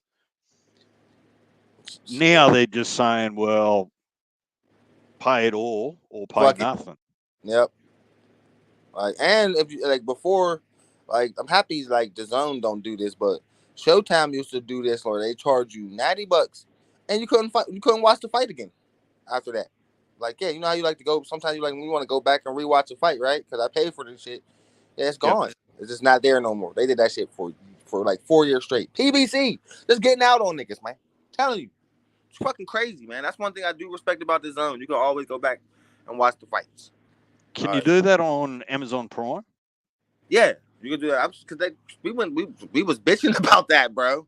Like, you Yeah. know what I mean? And after Tank and Martin, you can definitely rewatch it. I went back to check immediately. Immediately. How long y'all gonna keep fucking us over? And I don't know why Showtime couldn't do it. It was crazy. AJ versus Nagano. Yeah, that lasted all of what, 2 rounds. And that was supposed to see Wilder win that one, and he got beat because they were trying to build AJ and And Wilder. louder. And Wilder getting beat just threw a cat among the pigeons and just ruined the lot. So Fuck that up. He's probably done now. who? Deontay Wilder. He's probably done. But he Who's definitely it? the hardest puncher in boxing, I think. I don't think nobody hit harder than that dude. Yeah, it's hard to say at heavyweight. Like, Listen, I haven't seen anyone. you know why I'll say, you know why I say he's the hardest puncher? Because Mike Tyson, George Foreman, I done seen these guys in real life. Like, you know what I mean? Fight. And I ain't never seen nobody but Deontay Wilder punch somebody into a seizure. Yeah. That Suppose was he knocked Fury down. It's unusual to knock like Fury down, isn't it? he knocked Fury So down like where you thought he's not getting up. Fury just kept getting up, man. Like, it's just like I had this debate with a whole bunch of dudes in my little boxing little Facebook group, and it was who's the most powerful puncher, and yeah, it was a unanimous Deontay Wilder. we'll see. The way he was promoted, there was no reason that Wilder couldn't have been an international superstar. But he was just kept in America fighting against sometimes nobodies right? So unless you were watching, following boxing regularly, it would be easy not to know too much about Wilder, right? When Yeah, really first, they yeah, could have promoted the shit out of him if he man. was prepared to go overseas, like UK or something like that, particularly for an AJ fight. Um, he could have quadrupled his profits as well as PBC's. It was bad promotion, man. Because when I first found out about him, I was watching Showtime After Dark, and I seen this record pop up, and it was 27-0 with 27 knockouts, and I rubbed my eyes like, what the fuck? And that was the fight, the first fight I ever seen Deontay Wilder. He punched that dude into a seizure, and I was like, what the? I never seen nobody get hit that hard. I never seen nobody get punched and it immediately just start shaking all over the ground. I'm like, oh, like so, like that right there. And I never missed another fight.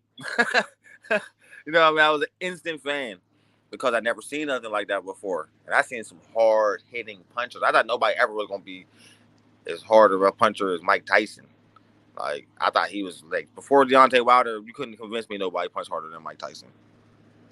Well, so and that when you do a bit of a comparison, that's where Eddie Hearn and Top Rank are in front of PBC a little bit, in that they actually really understand the international opportunities to And they know how to build. nurture their boxers and like get them to where they need to be. Because if you think about Top Rank, all your favorite fighters then been through there. Like, you know what I mean? They get you to where you need to be. They only can take you so far. It's like how Shakur Stevenson just left. They can only take you so far, but they will get you to where you need to be great in your career. I respect that about Top Rank. PBC don't do So, that. PBC just want to get the most money out of you as possible and use your ass up and then or put your ass on the back burner if you don't want to agree to what they want you to do. Like I don't see so Boy or Top Rank doing that. Go ahead. What was you saying?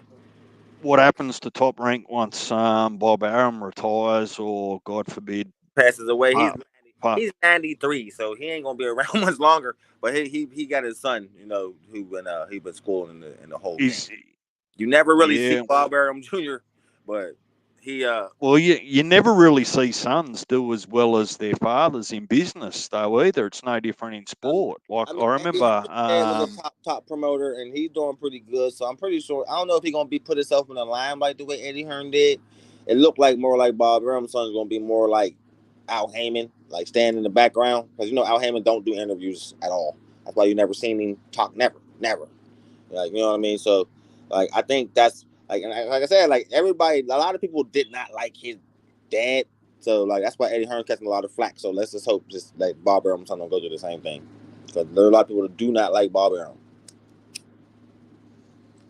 but he'll have to go and prove himself all over again, because people that come to the table will say, "Look, you're not your father. You're not Yep. Bob." And that's what Eddie's going So through right now. You know what I mean? Eddie's just now getting promoter respect.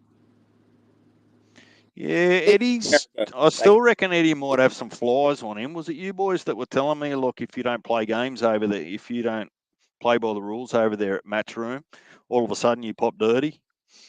yeah. So I heard that was a rumor going on over here about them too. Like that's why a lot of fighters is hesitant about going over there. Because Matchroom will taint your ass. I heard that. I heard that happen a lot with the female fighters, but I don't like to speculate about shit like that. No, it's one of those things. You start believing everything you hear, well, you just look like a dickhead like everyone Yeah, else. that's one So, of the things you need some definitive fucking proof.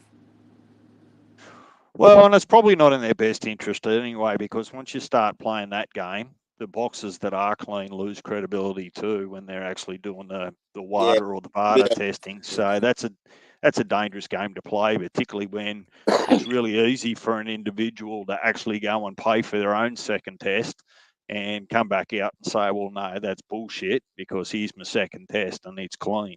So you can really easily, with proof, definitive proof, throw those rumours out the door. So like look, let's hope that let's I didn't hope that understand doesn't how happen. serious that like spiking your shit was, bro. Until I seen you remember when Devontae and Ryan Garcia was on the way in, and Bernard Hopkins went to touch Tank's shoulder, and Tank went crazy. Yep. And Bernard Hopkins said, "Don't make me really touch you, because I'll make sure you pop dirty." And everybody heard him say that. And I was like, "Damn, is there actually something that a fucking person could rub on you that'll make you fail a drug test, bro? This shit's insane." and then see my mind starts spiraling down that rabbit hole. You know what I mean? Like, and our motherfuckers low enough to do that to you. Cause I told you, man, I was 10 tones down with Ryan Garcia. You could not convince me, and you still can't convince me his shit wasn't tainted. Only reason I stopped fucking with Ryan because he went on that crazy ass racist shit. Like, you know what I mean? If he wouldn't have did that, like I would have been like, yeah, I was. Remember, I was going hard for him, hard. You could not convince me this dude pop dirty because this is the first time in my whole life that I've been watching boxing, which has been since like 1988. All right, that I've seen somebody fail a drug test the day before the fight and after the fight. I've never seen that before. Never. No, well, Before, Dillian like White weeks before the fight, yeah. But the day before a fight, oh hell no, never seen that before. didn't didn't and correct me if I'm wrong, and I'm didn't Dillian White and who's the other one they're having trouble with over there in the UK at the moment? But yeah, you're right. I mean, the other thing is have a think about this though, Punch. With all the testing that goes on, your chef or your management team or yourself need to make sure that you only eat natural meats that haven't been um, subjected to some sort of steroid. Yes, for sure. You know, because they put chicken and pork and beef and all those sorts of things. You can buy products that when they rear them and raise them that they're steroids. So if you eat that and that comes up in your system, you got to run around and find a supermarket or a butcher or someone like that that can guarantee that the meat is completely natural. So it'll be an arse of a thing, and all the shit that they put in processed food these days, God knows what's in that. Man, it's like damn, do you see how hard it is to be a boxer, how careful you gotta be that you even gotta watch what the fuck you eat? Like, you know what I mean? What you drink. Well, You know what I it's mean? all athletes. Everybody around you. Like, you know what I'm saying? It'll be basketball, it'll be NFL, it'll be athletics, Olympics, it'll be all of those. And it's Yep. probably harder to find completely clean and natural foods these days than what it is to find tainted stuff. You know, imagine you go and have a few beers and you get hungry and you just pick up a burger on the way home, right? And the meat that they're using's got steroids in it from wherever it was raised, like as a calf, like that. You know, that's amazing. Yeah, yeah. That's hard to Well, it's a lifestyle that comes with cost, right? Like Yep. there's and who wants someone? I'd be fucking pissed if Vada come knocking on my door at 3 o'clock in the morning and I was asleep. Oh, DJ, we need a piss in here. What? It's 3 o'clock in the morning. What do you think I'm doing? Snorting lines? Fuck off. Hey, so look, that brings me to another question I want your opinion on, DJ. Do you think, because he said this too during this fucking press conference, and I was right. I mean, I took notes, bro. Berlanga said that he think he got a higher IQ than Canelo Alvarez. Now, from what you've seen from Canelo Alvarez and what you've seen from Edgar Berlanga, do you agree with this? Ring IQ Yeah, or ring IQ. Now, listen, you know what ring IQ is, right? In boxing. yeah, I do, I Uh, do, but I just wanted to be make sure so, because like, there's probably so he had to. This is the exact question, or like he said that his IQ is going to shine in the fight. You know what I mean? He's the best opponent Canelo Alvarez ever had. Now, that's two stupid ass things to say because one, he fought Floyd Mayweather Jr. and two, bro, your competition has been completely ass. Like I'm talking about Canelo Alvarez is like, all right, you know what, a ladder, right? If his last opponent was like the second rung, Canelo is literally the top. Literally, this is how many guys you cried, you jumped, how many spaces you jumped to get to him. You know what I mean? Like so. the Canelo Alvarez, Berlanga is like an amateur. Like he don't even belong in the ring with him, man. Like, do you understand that Berlanga only got like what 20 wins, Yeah, so no title fights?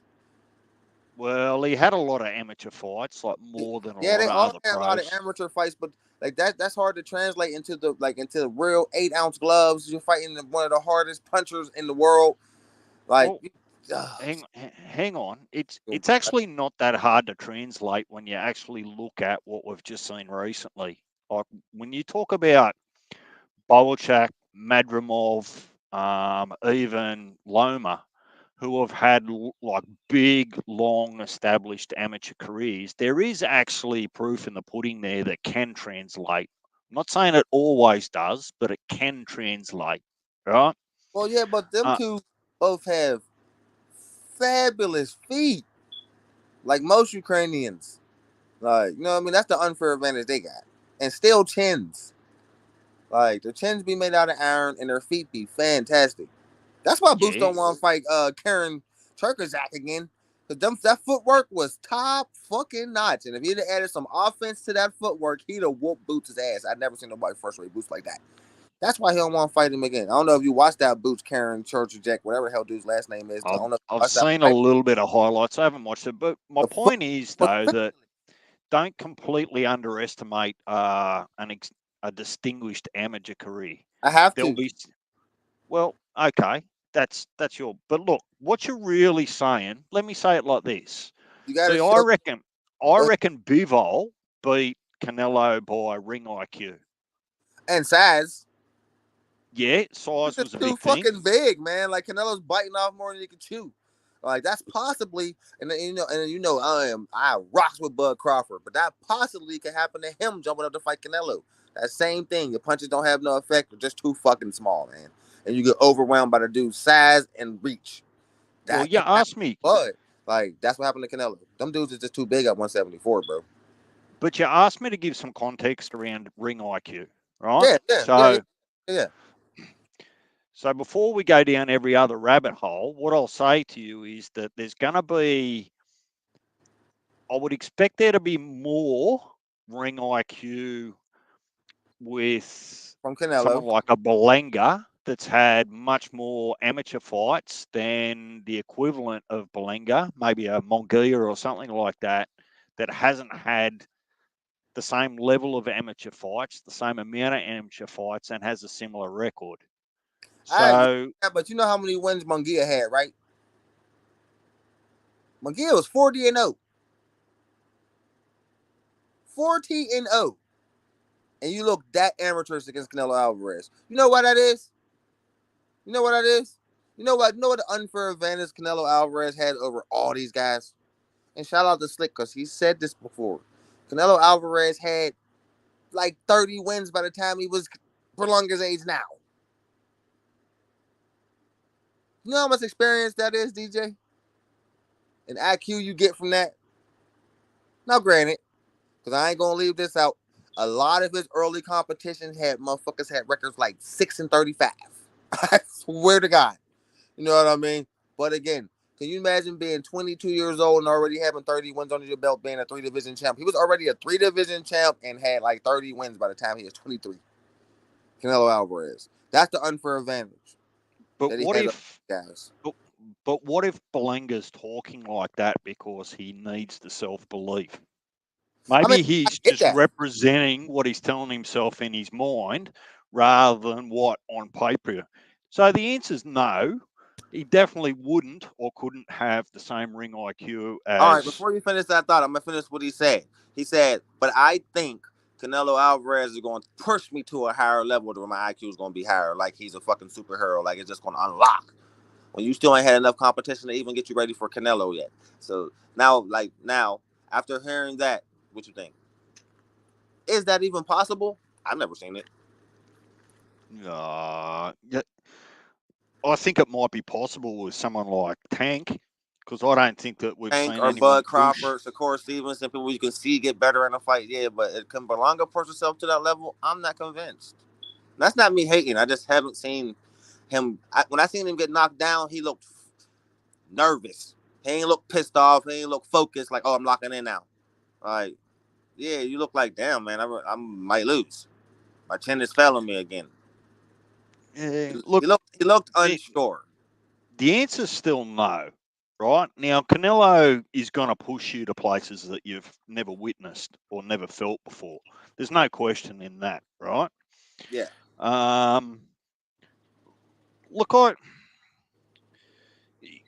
if I had to put my house on who wins it, it's going to be Canelo, right? If I had to bet my whole house and my whole savings and everything I own, I'd put it on Canelo if I had to pick. But I still stand on what I said. I watch replays of Canelo more recently over the last few months or year or so, and I'm not seeing him. Maybe it's his opposition. I'm not seeing him as sharp as he used to be. And whilst ever you keep fighting people that might not be on your level, you're dropping your standard to that level again and again and again. You're still winning, no question there. Good on you. You're still a better fighter. But when someone comes out and surprises you on a night that they're just full of adrenaline and they're loving the lights, they're pumped up, and they put on an awesome performance, is that the night that you actually get reminded that you've been in this game a hell of a long time, right? And some of these new kids are faster. They can hit just as hard if they need to. Some of them are durable. You're just not going to get it as easy as you used to. That's kind of how I'm looking at it. And is it going to be this weekend? Probably not. But I Yeah. just No. smell it coming. I No. just smell it coming from I mean, somewhere. Canelo's Achilles heels is boxers. Berlanga is not a boxer. He's a slugger. He's gonna try to No, stay well, there he back. used to be Punch. He used to be a boxer, and then he He's got with that. yeah. He Then just he, has a slug now.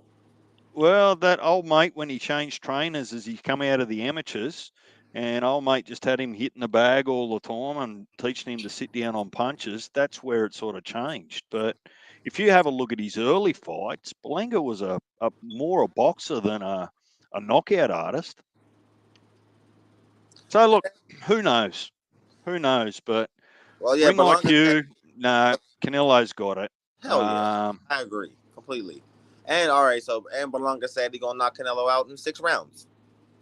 Has Canelo Alvarez ever got knocked down before? Even knocked down? I don't think so. Ever. no, well, not that I can Not one remember. time in 65 fights against way harder punchers than Berlanga. Um, yeah, no, my nigga. That's delusional talk. I like the confidence, but good luck.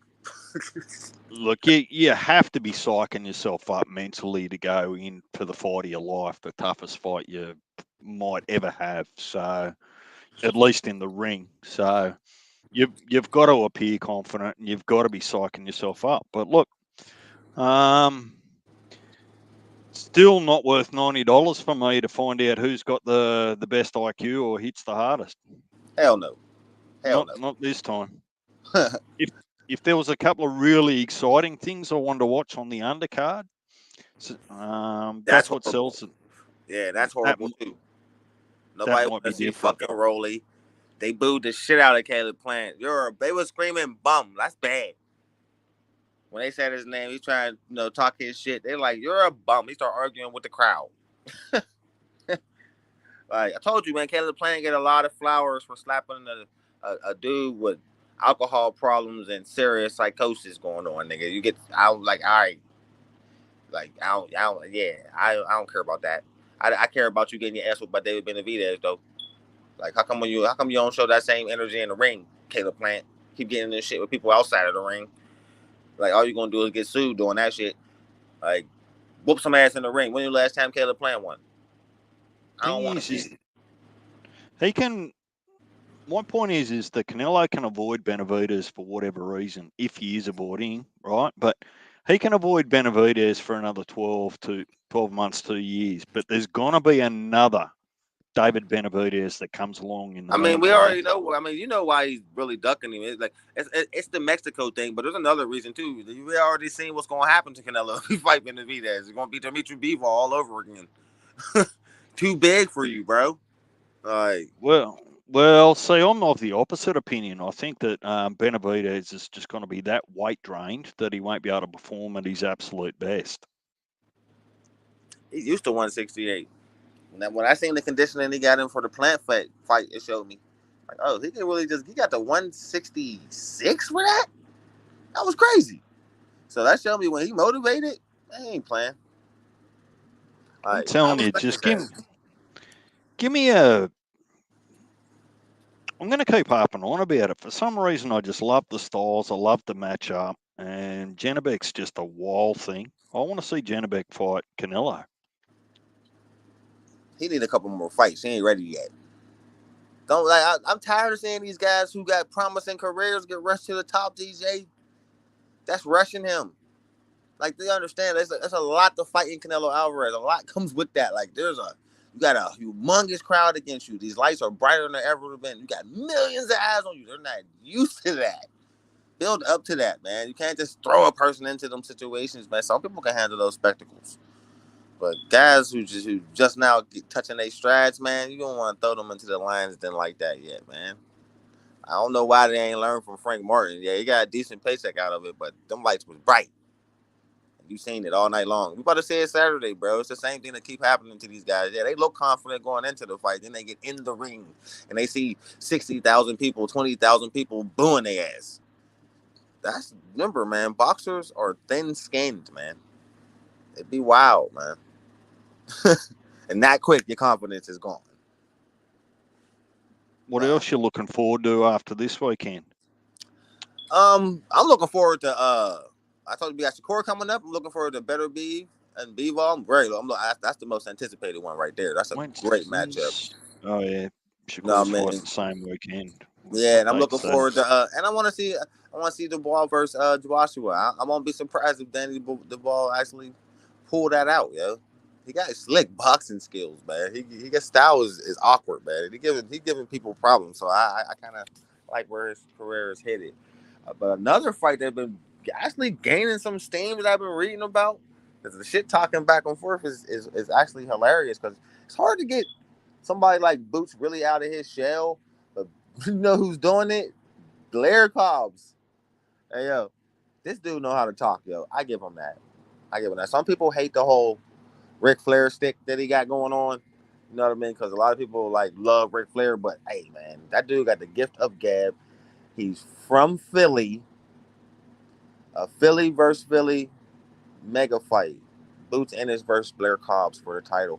I like that. I like that fight, man. And I'm sure he'll take whatever they send him. See, that's one thing you can respect about Blair Cobbs. He ain't gonna outprice himself. He just want to fight. He don't care. Like, you know what I mean? And Boots is So, responding. are you And interested to see how Danny Garcia goes against Lara? Well, not really. man, Laura, listen. People was more interested in the girl that Laura jumped out the car with than Laura at the arrival today. That tell you how much interest there is in that fight. Like I'm serious. Like the headline today on fight night is Larry Londa bosses in with a dime piece to confront Danny. They had to highlight her ass. Like they don't even care about him. He like 50, retired motherfucker. Like another old ass dude. Danny Garcia, like Laura's a slick fighter. He got that slick Cuban style, annoying ass pity pat shit. If Danny Garcia corner Laura and land a clean shot on him, it's night night. But Laura's probably going to outbox his ass for 12 rounds, to be honest, more than likely. Got that Uga style, like that slick ass box, tip pity pat, in and out, like that Cuban shit. You know that style. He gave Is Canelo problems. Like I think he won the Canelo fight. I like Laura, but he's way past his prime.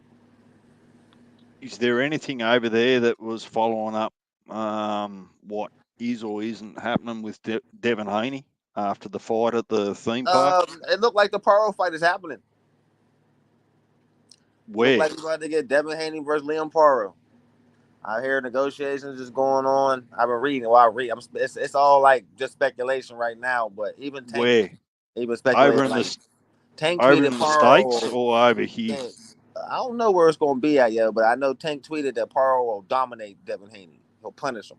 He said Liam Paro will punish Devin Haney. So if Tank is even speculating on them fighting, I think they might be fighting. But more than likely, he didn't came to Australia twice, so I don't think he coming the third time. To be honest, Well, the thing is, Bumbosis took all the Australia passes. Because it's yeah, hard look, to get his dad to Devin, come over there. His dad got the little I, prison record thing, and they had to go through a lot of bullshit to get him over there. Both of them fights, so I don't know if they try and go through that. yeah, but look, they'll be able to do that. Look, Devin Haney, to be honest, made a good account of himself while he was over here. Like, he was good to the fans, he was good to the media. Yeah, he was. So he probably went home with some fans from Australia. He said he liked Australia a lot. He did. He might come back over there, man. I wouldn't be surprised. He said he definitely enjoyed his time. He liked the way the fans embraced him over there. Yeah, difference is, though, that George Kambosos at the time had a bigger following than Paro's got here. Oh, way bigger at the time. Well, he just upset one of the best fighters in the world. Hell yeah, he did. But you could we got to think about it. When Bumbosis first got that win, people thought he was the real deal, and then found out real quick he's not. But remember, then I suppose he had a nice little wave behind him. Remember, a big one. Yeah, but then I could argue too that Paro probably doesn't mind going back over to your neck of the woods because he just went into Matthias's backyard and beat him. So, well, he was tailor made for. I said this, man. I ain't know Paro was gonna beat him, but I said that Matthias is slow, and if you got good boxing skills and you ain't scared of him, he easy to beat. And Paro made that fight look pretty easy. So who is your current top 140 right now? I gotta give it to Tio. Yeah. I talk shit on him, but he's definitely the best boxer out of the champions at 140 right now. Him and Paro will be a good fight, but I think Tio's power would be the difference in that fight. You know what I mean? If he fought El Rayo, I think he got outboxed El Rayo because El Rayo's chin is kind of you know what I mean? And who was the last? There's somebody else down there at WBC. I can't remember this dude's name. But he better than him too. He's the gatekeeper while since Haney. Yeah, just kind of holding the belt. Got his strange name. I put it in the text for you there the other week. Yeah, I know. I just can't remember this. Can't remember name, but yeah, Tio's definitely the best at 40. I can't disagree with you. Only that Tio has off nights. That's the only question mark I've got over Tio. I reckon that Tio at his best and fully focused is probably the best at 140. Definitely. At the moment. But you get him on one of those off nights where he's not up for it or he's distracted or something like that, he can be vulnerable. Yeah, because nobody thought he was gonna beat Josh Taylor, and he beat the shit out of Josh Taylor. So it's okay. So when Tio's locked in, he's a problem. But when he don't take you serious, that's when he come in there playing around and shit, and you get the performance you got in his last fight. So it's I think it's a fighting to a level of competition thing. There's a lot of fighters that do that shit. A lot, too many. You hearing any rumors for December? Because there's normally some good fights to round out the year. One could be Tank, depending on what's going on there. I keep hearing November for Tank, but I won't be surprised if it's December. He likes to fight in December, so I won't be surprised. And Tim Tszyu wants to fight again if he wins. I heard he might be in December too, right? He wants to fight in December. If he wins, but a couple of things have got to happen there. I don't know who that'll be against. And then the one dude who Tim Tszyu was supposed to fight, he supposed to fight in December. What's his name? The one who got who pulled out the Tim Tszyu fight. Damn, I can't remember. Lubin. Erickson Lubin. Yeah, he supposed to fight in December too. So yeah, I'm okay for that. I just it'd be a shame if Tim's got to put his title on the line for Erickson Lubin, but so be it. I wouldn't mind a Fondora fight in December. That'd be a good way to finish out the year. Let's see who. Because if that's about to vacate one of them belts, so he definitely gonna still have that WBC. I don't know who he gonna fight for that though, Spencer or Tszyu again, but it looks like it's gonna be Errol. They keep saying Errol, man. Errol keep trying to just jump the line like that. That's crazy. Well, can you they're saying they're gonna vacate the WBO. He don't want to fight Crawford. So you have to vacate that shit.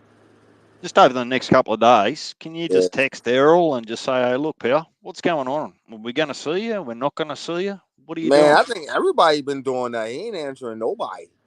He just like, man, I'm chilling. Like nobody knows what's going on. I've been following like the closest Errol Spence people, and no, he ain't saying nothing, bro. What time is it where you are right now?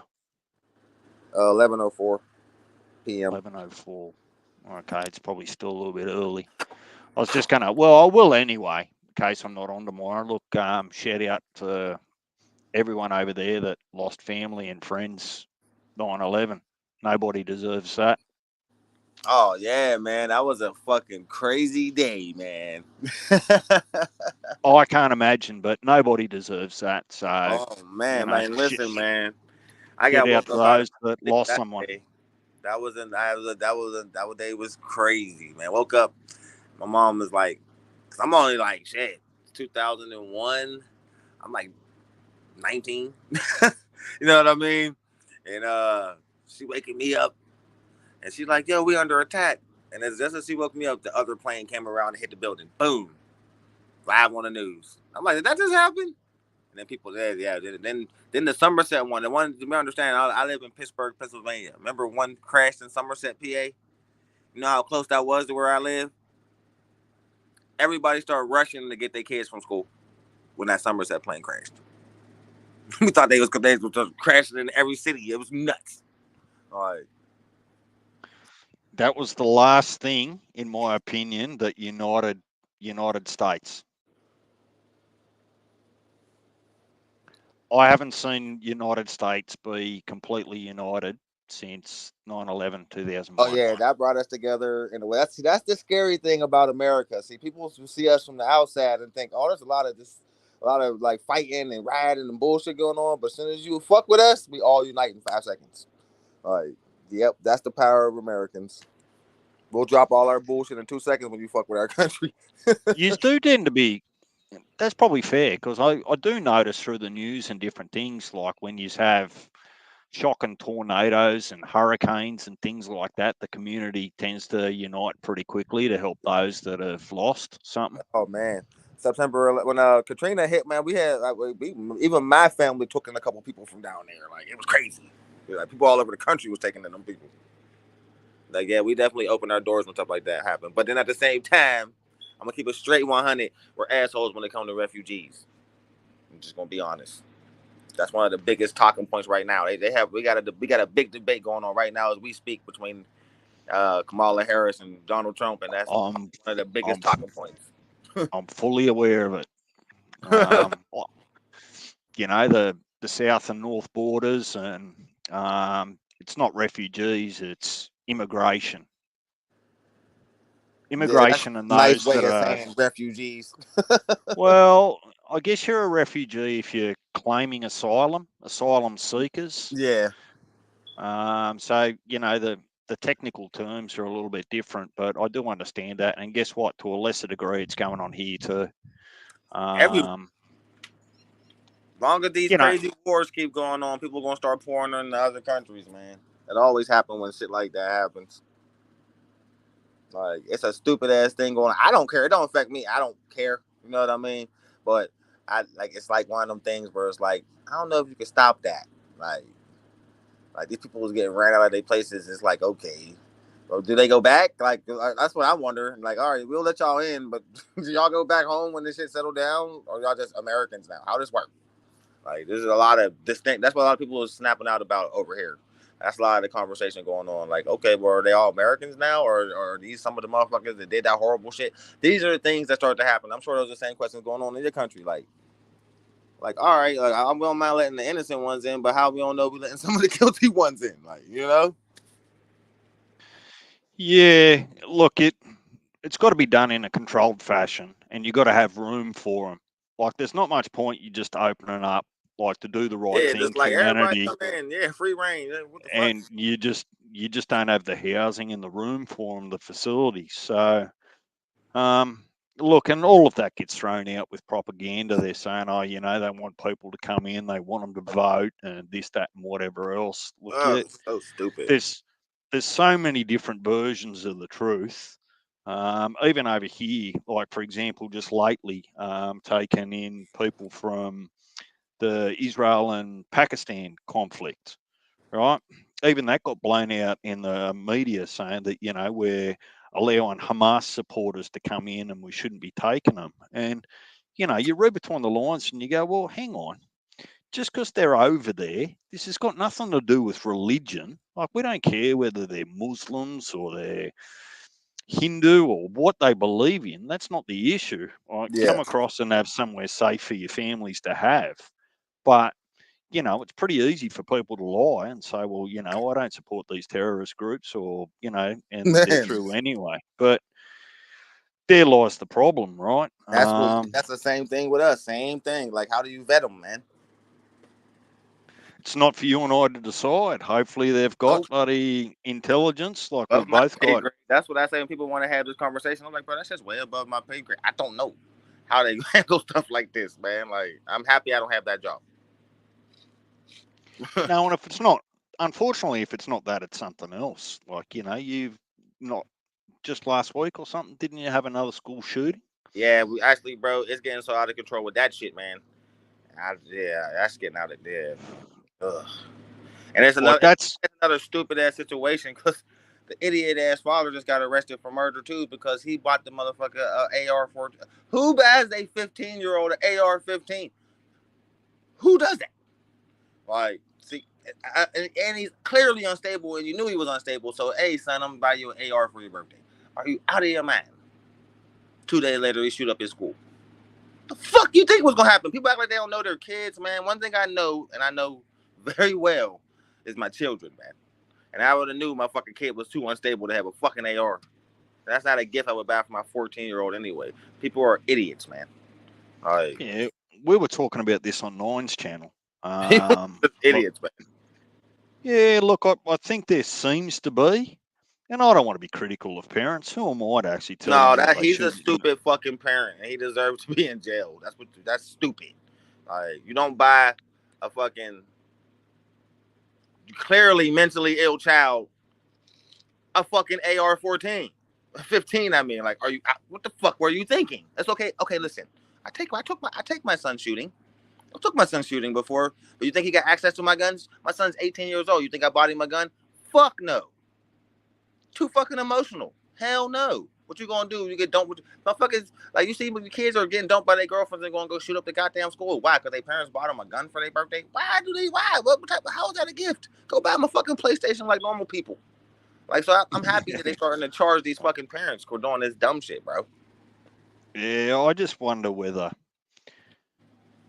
Like, bro, I Oh, look, do you fuck remember that back shit. when? Do you remember back when they started to actually blame thrash metal and heavy metal for violence, and then they were blaming Grand Theft Auto, computer Yes, games video for. games is everything except for parents. No, it's the parents. Control your fucking kids, man.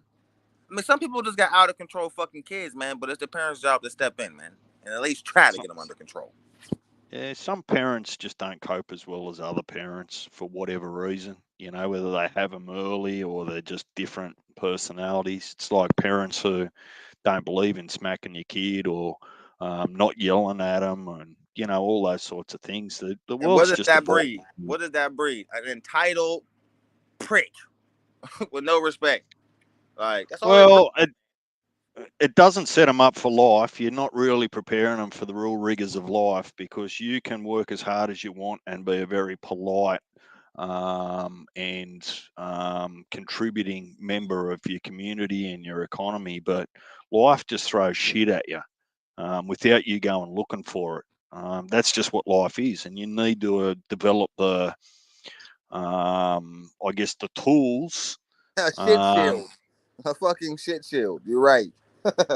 you just need management tools to be able to deal with it, whether it's stress and anxiety and pressure and all those sorts of things, so that when you're too easy to give them the AR-15 or the PlayStation or the mobile phone or just to appease them and shut them up, you're really not best setting them up for the challenges of the future. But look, who am I to say? Parents, I guess, fairly are entitled to bring up their kids the way they see best. Totally agree. But buying an unstable child a fucking gun is so stupid.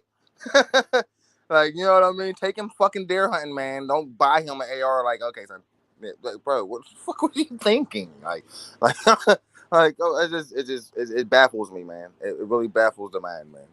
Like, I really don't understand it. Like, people act like they don't understand their children, man. Pay attention to your kids. It's so simple. It's So, so simple. Like, you know what I mean? I so raised an 18-year-old, man.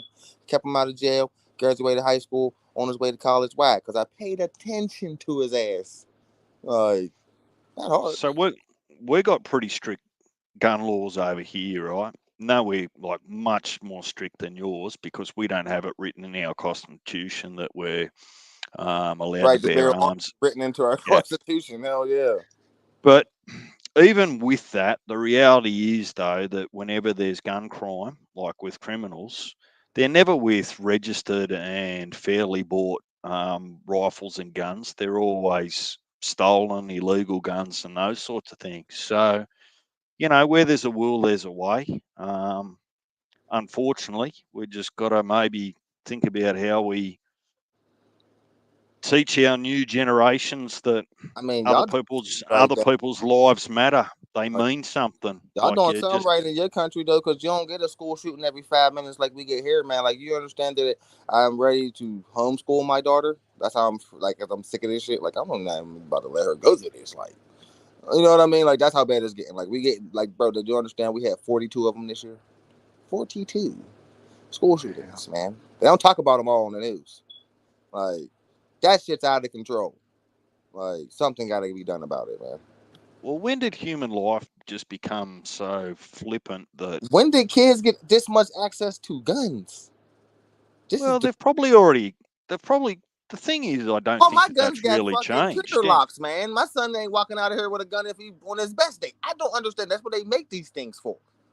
Yeah, but you're responsible, right? A lot of people go, she'll be right, or they think that they've hidden the keys to the safe or whatever it is, man.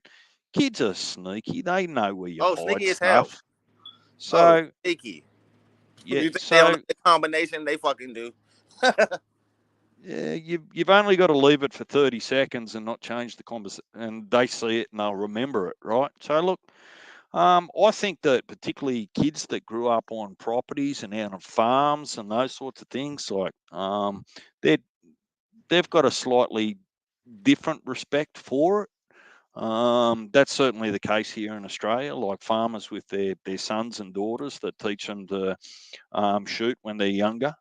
Um, but we also don't have a huge culture of like to the same degree where we trophy hunt here in Australia. We only, by majority, we only hunt for pests, things that are damaging crops or killing cattle and sheep and those sorts of things.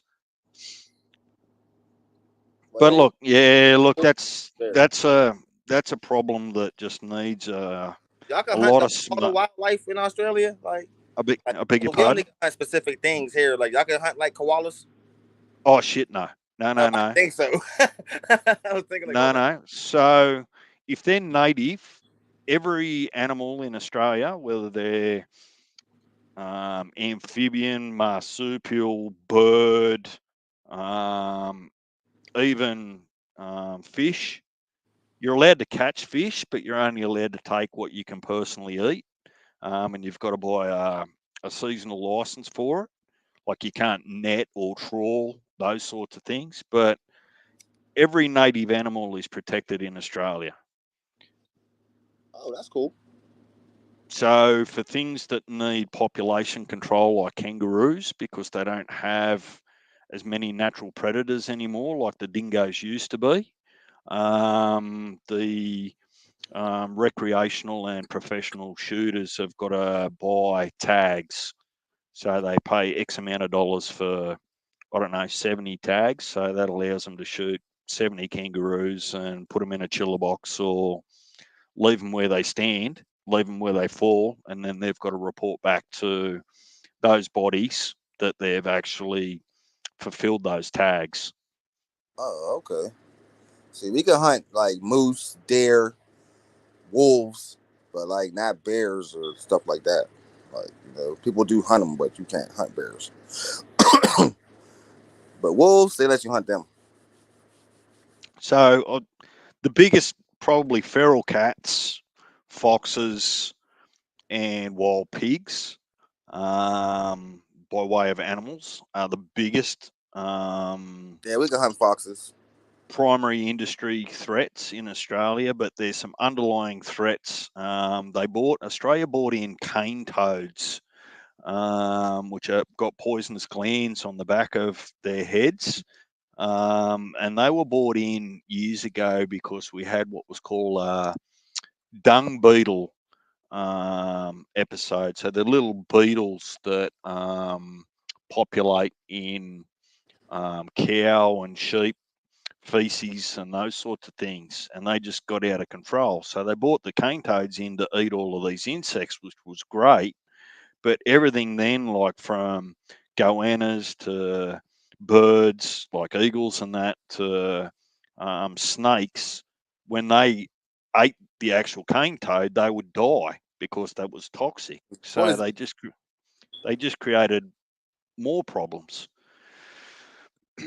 Holy shit. So Australia doesn't have, we just don't have, at least since we were colonised by the English, we don't have a very good record at all about looking after our native animals. I think Australia is probably nearly top of the world for having extinct native species, which is a Yeah. little bit disappointing.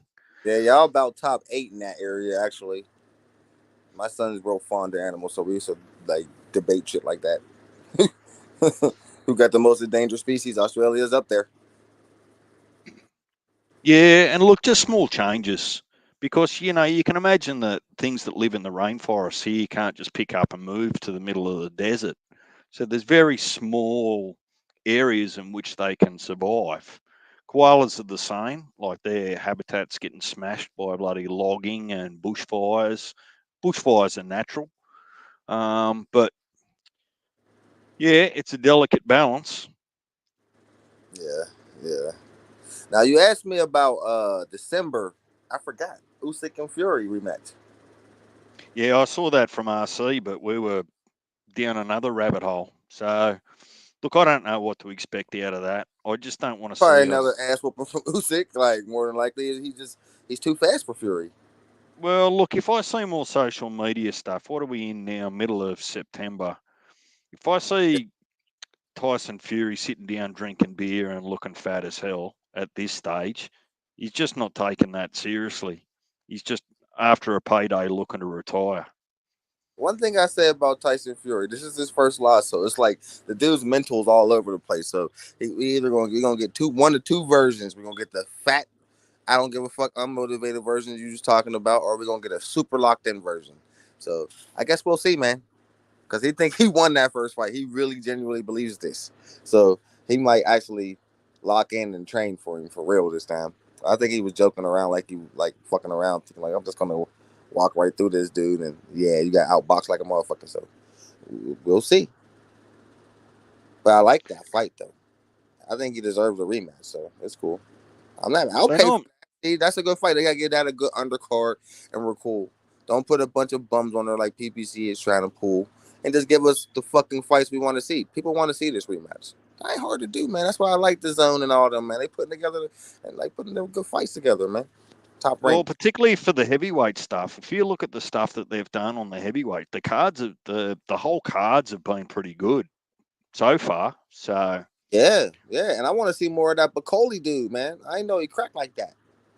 Like, do Anderson deserve a rematch? Hell no. But I want to see how he rebounds from getting knocked out like that. Like, and I want to see who Broccoli fight next.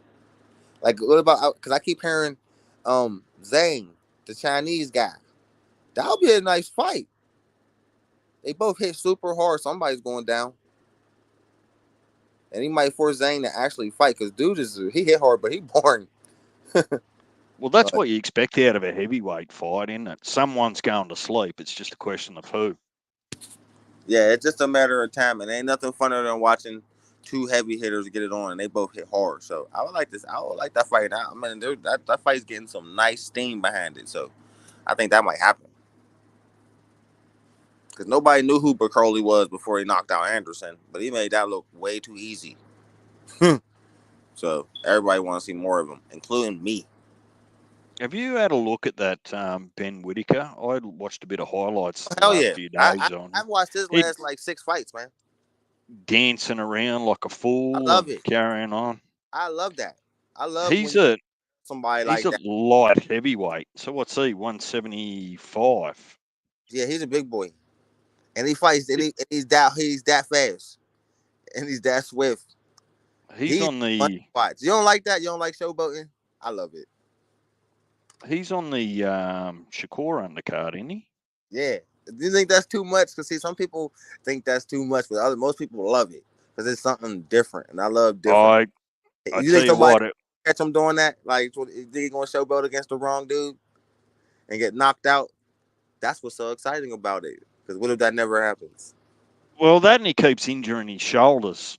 So I don't know Yeah, how he good catches he is. a lot of shots. He catches a lot of He's shots had for. operations on him. So, Yeah. but look, no, that's any entertaining enough to watch. I can watch that, but he's he will walk into someone. I'm not sure that he could do that against a Bivol or a Benavidez Well, you at notice that 175. he got a real like when you notice that when as his competition is going up, he's doing that less and less. So you can tell, like he knows who to do that shit against and who not to. And I just like he looks super locked in though. He like I like what I see from the kid, man. Good chin, fast, clean shots. His body shots is vicious. I like him. Like for the showboat on the side, he's a great fighter. Abdullah Mason's probably due for another fight too, isn't he? Wonder when Yeah, he's I think fighting he want to next. fight again. He said he want to fight again. He looks so He's good this last exciting to fight. He watch. getting no work, so yeah, he definitely could fight again this year. He's enjoyable to watch. Yeah, he's spectacular. He's really sharp, but we need the competition to go up. But What's I he, like I, 130 or 135? 135, but he look like he outgrowing that. I think we'll see him at 135 for maybe 2 or 3 more fights, and he gonna move up.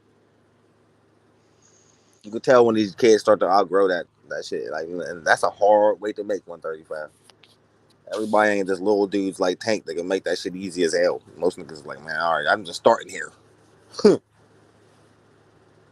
Cause they kill themselves during them weight cuts, man. I don't know. That's why I was like, I told you, I tried boxing. Like that's just it's too much dedication for me. I'm not killing myself like that. I'm good. I think you just have to love it, You like got any sport. like Like any sport, weight cut. Like wow. you have a look at your Jordans, LeBron James, your Tiger Woods. They just love competing, so they just put the hours and hours and hours in. So, But I something that's so suppose, horrible and so painful that it actually drives you, a grown ass person, to tears. Fuck that. I'm good. yeah, everyone's a bit Yeah, man. different. That's just too much for me, man. I get you're making millions of dollars and you love your sport, man, but that's that type of dedication. Nah, I'm too lazy. Yep, I'm it's like, not for everyone. There's like some middle ground. like I'll spar every once in a while and all that type of shit. I liked boxing, man, but my first time in the gym, I got threw out for street fighting. Yeah, you I told me told that. me come back when I learned some discipline. For real, I tackled the dude like he was kicking my ass. Hold up. So yeah, fuck these gloves. Punch, I'm gonna have to get up out of here. I've got a couple of things that I've got to get done, unfortunately. All right, bro. I'm gonna cook for another like 25 minutes, man. So like, yeah, man. Have a good night, man. I appreciate you coming on. I'm gonna give you something to think about. Out of all the cards and out of all the fights that are actually official, right? I want you to come back to me next time we catch up, or we're in someone else's chat. I'm going to do the same over the next couple of days. I'm going to have a look at it and really have a look at who's doing what over the next 3 months before the year's out. I want to know the top 5 fights. They can be on the undercard, they can be on the main event. Top 5 fights you're looking forward to that Okay. are actually official. for the rest of the year. All right, sounds fun, man. I love doing research. No problem. I got you, bro. Well, there's going to be some good ones in there because some of the better females are fighting as well. Mm-hmm. If I was that's about what to you ask you, do the enjoy, chick count? I was about to ask you, do the girls count? Cool. Yeah, I got some. yeah. Yeah, yeah. If they're getting in the boxing ring, other than the gimmicks, don't tell me Tyson and Jake Paul. They're the ones that don't No, I kick. don't care about that shit. I think that's good. But I'm gonna watch it. But I don't care about that. But I see Clarissa Shields is training again, so she might fight again this year too. So I'm gonna look into that too, and we'll see. Righto. I would like to see her. And remember, that was like the best stream Slick ever did. 20,000 views, 200 people on the chat. We got to stream all her fights from now on. All right, DJ man, you have a good night, bro. Thanks for coming up. Righto, Punch. I'll talk to you. All right, man. I'll see See you ya. later. Yeah, man, that's my boy DJ, man. Supporter of the show, man. Always shows up and shows out. That's my guy. But anyway, man, I'm not done cooking on these niggas not by a mile. Hell no. Let's get back into Caleb Plant getting called a bum at the press conference. How many people saw that? How hilarious was that? Yeah, you don't get clout for slapping a nigga mentally fucking going through some shit. That man is going through some shit. I can't listen. If a nigga tuck on my beard, I get it. I get why you slapped him. I respected that. That's you get the G code for that slap. But the other two things, no. No, the Ryan Garcia shit, yeah, man.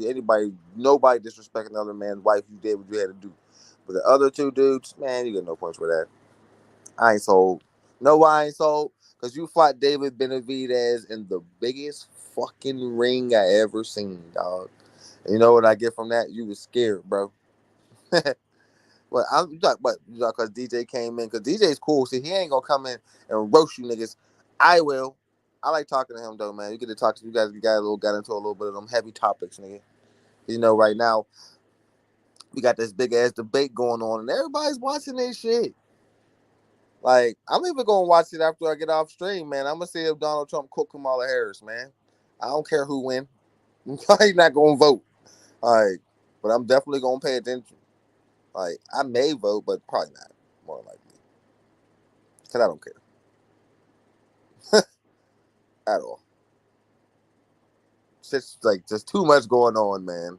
With the political shit, the political shit is out of control for me. It's like fuck that shit.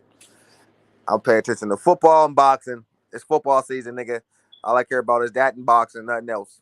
So if it ain't concerning boxing or football, I don't care. Feel me? Straight up. Then shout out to all my homies, you know what I mean, from the group chat whose teams won on Sunday, baby. Shout out to the Saints. RC, y'all look good as hell, but y'all played the worst team in the NFL. So we'll see how y'all look next week. But y'all look great against Carolina, but come on, they're the worst team in the NFL. Shout out to the Steelers, baby. You know my squad was gonna win. Justin Fields looked good. The nigga looked nervous under center. You know what I mean? But he looked all right at managing the game. It was a fucking field goal game. But the defense came to fucking play. They look spectacular. I can't wait to see more from them. Dallas Cowboys. Shout out heavy. Cowboys pulled it out. You know what I mean? Good game from them. Ayo Slick. Packers. Y'all lost Jordan Love. First game. Ooh. Let's just hope he don't be out for long. Niggas lost. You know what I mean? But I'm sure the Pack attack is going to bounce back. Hopefully. Got a long season ahead of us. Let's just hope Love ain't out for long, man. Y'all need that nigga. And of course, the fucking Chiefs won. Shout out to my nigga Nostradamus. Of course, they fucking won. They got the best player in the league. It ain't fair. Like Pat Mahomes give you a high winning percentage, so it's cool.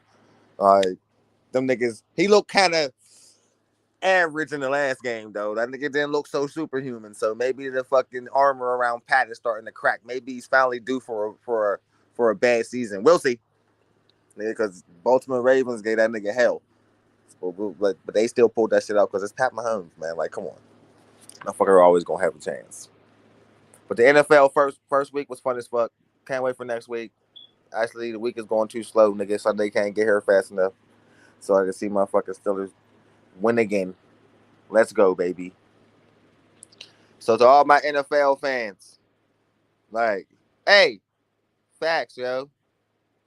Justin Fields might lock that spot up, bro. It ain't looking good for Russ. So we'll see how that work out because they starting Justin Fields again this week. So I don't know, man. He might have took that man's job. I ain't see that coming. I thought they was gonna give Russ a chance to fuck up and then pull him, but they're like, well, just can manage the game, so we might just leave that in the game. Hey, it works. They only paid. They paid. We got Russell Wilson for peanuts, nigga. We ain't pay that nigga no $30 million, so I don't care. Do whatever y'all gotta do because he's an awesome backup. Fuck it. If something happened to Fields, we got Russell Wilson on the bench. Cool. If Russell start, we got Justin Fields on the bench. Hey, win-win. In my ass. Straight up. But a no cap, yo. Shout out to the Saints, bro, because that defense, crazy. Crazy. But again, it was fucking the Carolina Panthers, bro. They're garbage. So we'll see what y'all do against a real squad. We ain't gonna count them. Everybody gonna beat them. They gonna get like 2 wins this year. For real. Bryce Young had like 50 yards passing. Is it Shaw or can that nigga really see over the center? Like, you know what I mean? That's a debate niggas is gonna say. I say it was the Saints defense, man. But the haters is gonna say, nigga, Bryce Young little as fuck. They might say that. Like, you know what I'm saying? I'm not saying that. I think the defense looked good. I went back and watched that game just to see what the fuck was going on because the score was so crazy. And shit, it worked out for me. I started them in my fantasy squad, nigga. Yeah, they got hella points. Fucking right. Shout out to the motherfucking Saints, nigga. Y'all niggas might win me some money. Let's go. I gotta do an all NFL stream to be honest, man. It's kind of fun to talk about football. Now, out of everybody's squad that played, everybody in the group chat, out of everybody's squad, yeah, I ain't gonna lie. I ain't gonna lie. Yeah, the Saints looked the best in week one. They did. I mean, 47-10, bro. Like, I'm sure that was just. You dropped 47 points on a nigga. That's impressive. So, yeah, okay. My squad was all field goals. I can't say shit. Like, straight, all field goals. Like, we ain't get in the end zone one time. That shit's annoying, bro. But fuck it. We won. I'll take it. Man, they overpaid the shit out of Deshaun Watson. When they paid that nigga all that money, me and my brother looked at each other and said, they just get that nigga $250 guaranteed. They just overpaid. He's done. He been done. Like, when you get all that shit on your jacket, bro, even if you did it, niggas are gonna still look at you like a weirdo, just as Ben Roethlisberger. I seen it happen to one of my players over here when they got that shit on their jacket. You get that shit on your jacket, nigga. It's hard to get off, bro. Like, so yeah, man, he got bigger problems. And then another chick just came out the woodwork on this nigga, man. So I don't know what the fuck is going on with Watson. He a weird ass nigga, man. Listen, man, it look like a rat and it smell like a rat. What is it? Okay, so. And I don't give a fuck because he play in the AFC North, and if that motherfucker get benched for the season, that only works out for my squad. So I don't care. Do some dumb shit, nigga. Hey, nigga, play stupid games, win stupid prizes, nigga. I don't feel bad for idiots. You know what I'm saying? Yeah, man. I'm definitely going definitely do an all NFL one next one. We're gonna recap all the games, but only from my niggas in the group chat. I ain't gonna sit down and do every fucking team. I ain't no analyst, nigga. I'm just gonna recap on our squads. I'm gonna make that shit fun and I'm gonna make it competitive, bro. Because I I think I don't know, man. Our record, judging by our record, man, we should get a strong 12 wins. Now I don't know what everybody else gonna do. You know what I mean? But because I ain't looking at everybody's record, but I will. I'm at everybody's schedule. I'm gonna look at it, and we're gonna see. You know what I mean? But judging by week one, everybody looks strong. Even the Packers, they played a good game. They just lost their starter. And when that happened, whew, it get ugly. All right, I'm happy, nigga. NFL ain't your number one sports slick because you would be pissed right now if you was 100% Packers fan, nigga. Because losing the starting quarterback, oh shit. I thought that nigga got overpaid too, man. You can't be sure on niggas until you Get film on him, man. That was only one season, nigga. Get some film on that nigga. You know what I mean? And Aaron Rodgers ain't look bad. Maybe should have kept him for another year. You know what I mean? But we gonna see. We gonna see, bro. Straight up. But Cowboys, they look good. Dak got all that fucking money, nigga. Showed up for the game, crispy as hell, ready to ball, and they showed out. And guess what? It's another nigga I started on my fantasy team, CD Lamb. That's right. Let's get this money, nigga. Niggas came to ball. That's what the hell I'm talking about. So shout out to the Cowboys. Definitely shouting out every nigga, every squad that I had on my motherfucking fantasy team because I won, nigga, and that's what it's about. Straight up, like so. Yeah, week 1 NFL, fun as hell. Can't wait for the next week, bro. Because nigga, the debates in the group chat was going hard, and that shit was fun. So we gotta do one where everybody come in and let's get it, nigga. Because to keep it 100, nigga, Steelers is gonna be tired than all them niggas anyway. All right, for real. And I don't think we play. We play the Chiefs, but I don't think we play the Cowboys, the Packers, or the Saints, man. Because I'd really be talking shit. I'm going to double check though, but I'm pretty sure we only play the Chiefs. You know what I mean? Which is cool because last time we played them motherfuckers, we lost, but he ain't kill us. He only threw like 3 on us. First time we played, Pat, that motherfucker threw 6. That was the first time I seen him get those 6 touchdowns on the Steelers, bro. I was shocked, but I knew like, oh, this motherfucker was the truth. That's when nobody knew who Pat Mahomes was. Yeah, he did that to everybody that year. He was killing everything, and then he became what he is today, like that nigga, best player in the league. Not fair. Anybody who got him got like a 90% chance of winning the fucking game. Hard to bet against them fuckers. Back-to-back Super Bowls, try and go for 3 straight. That never happened before.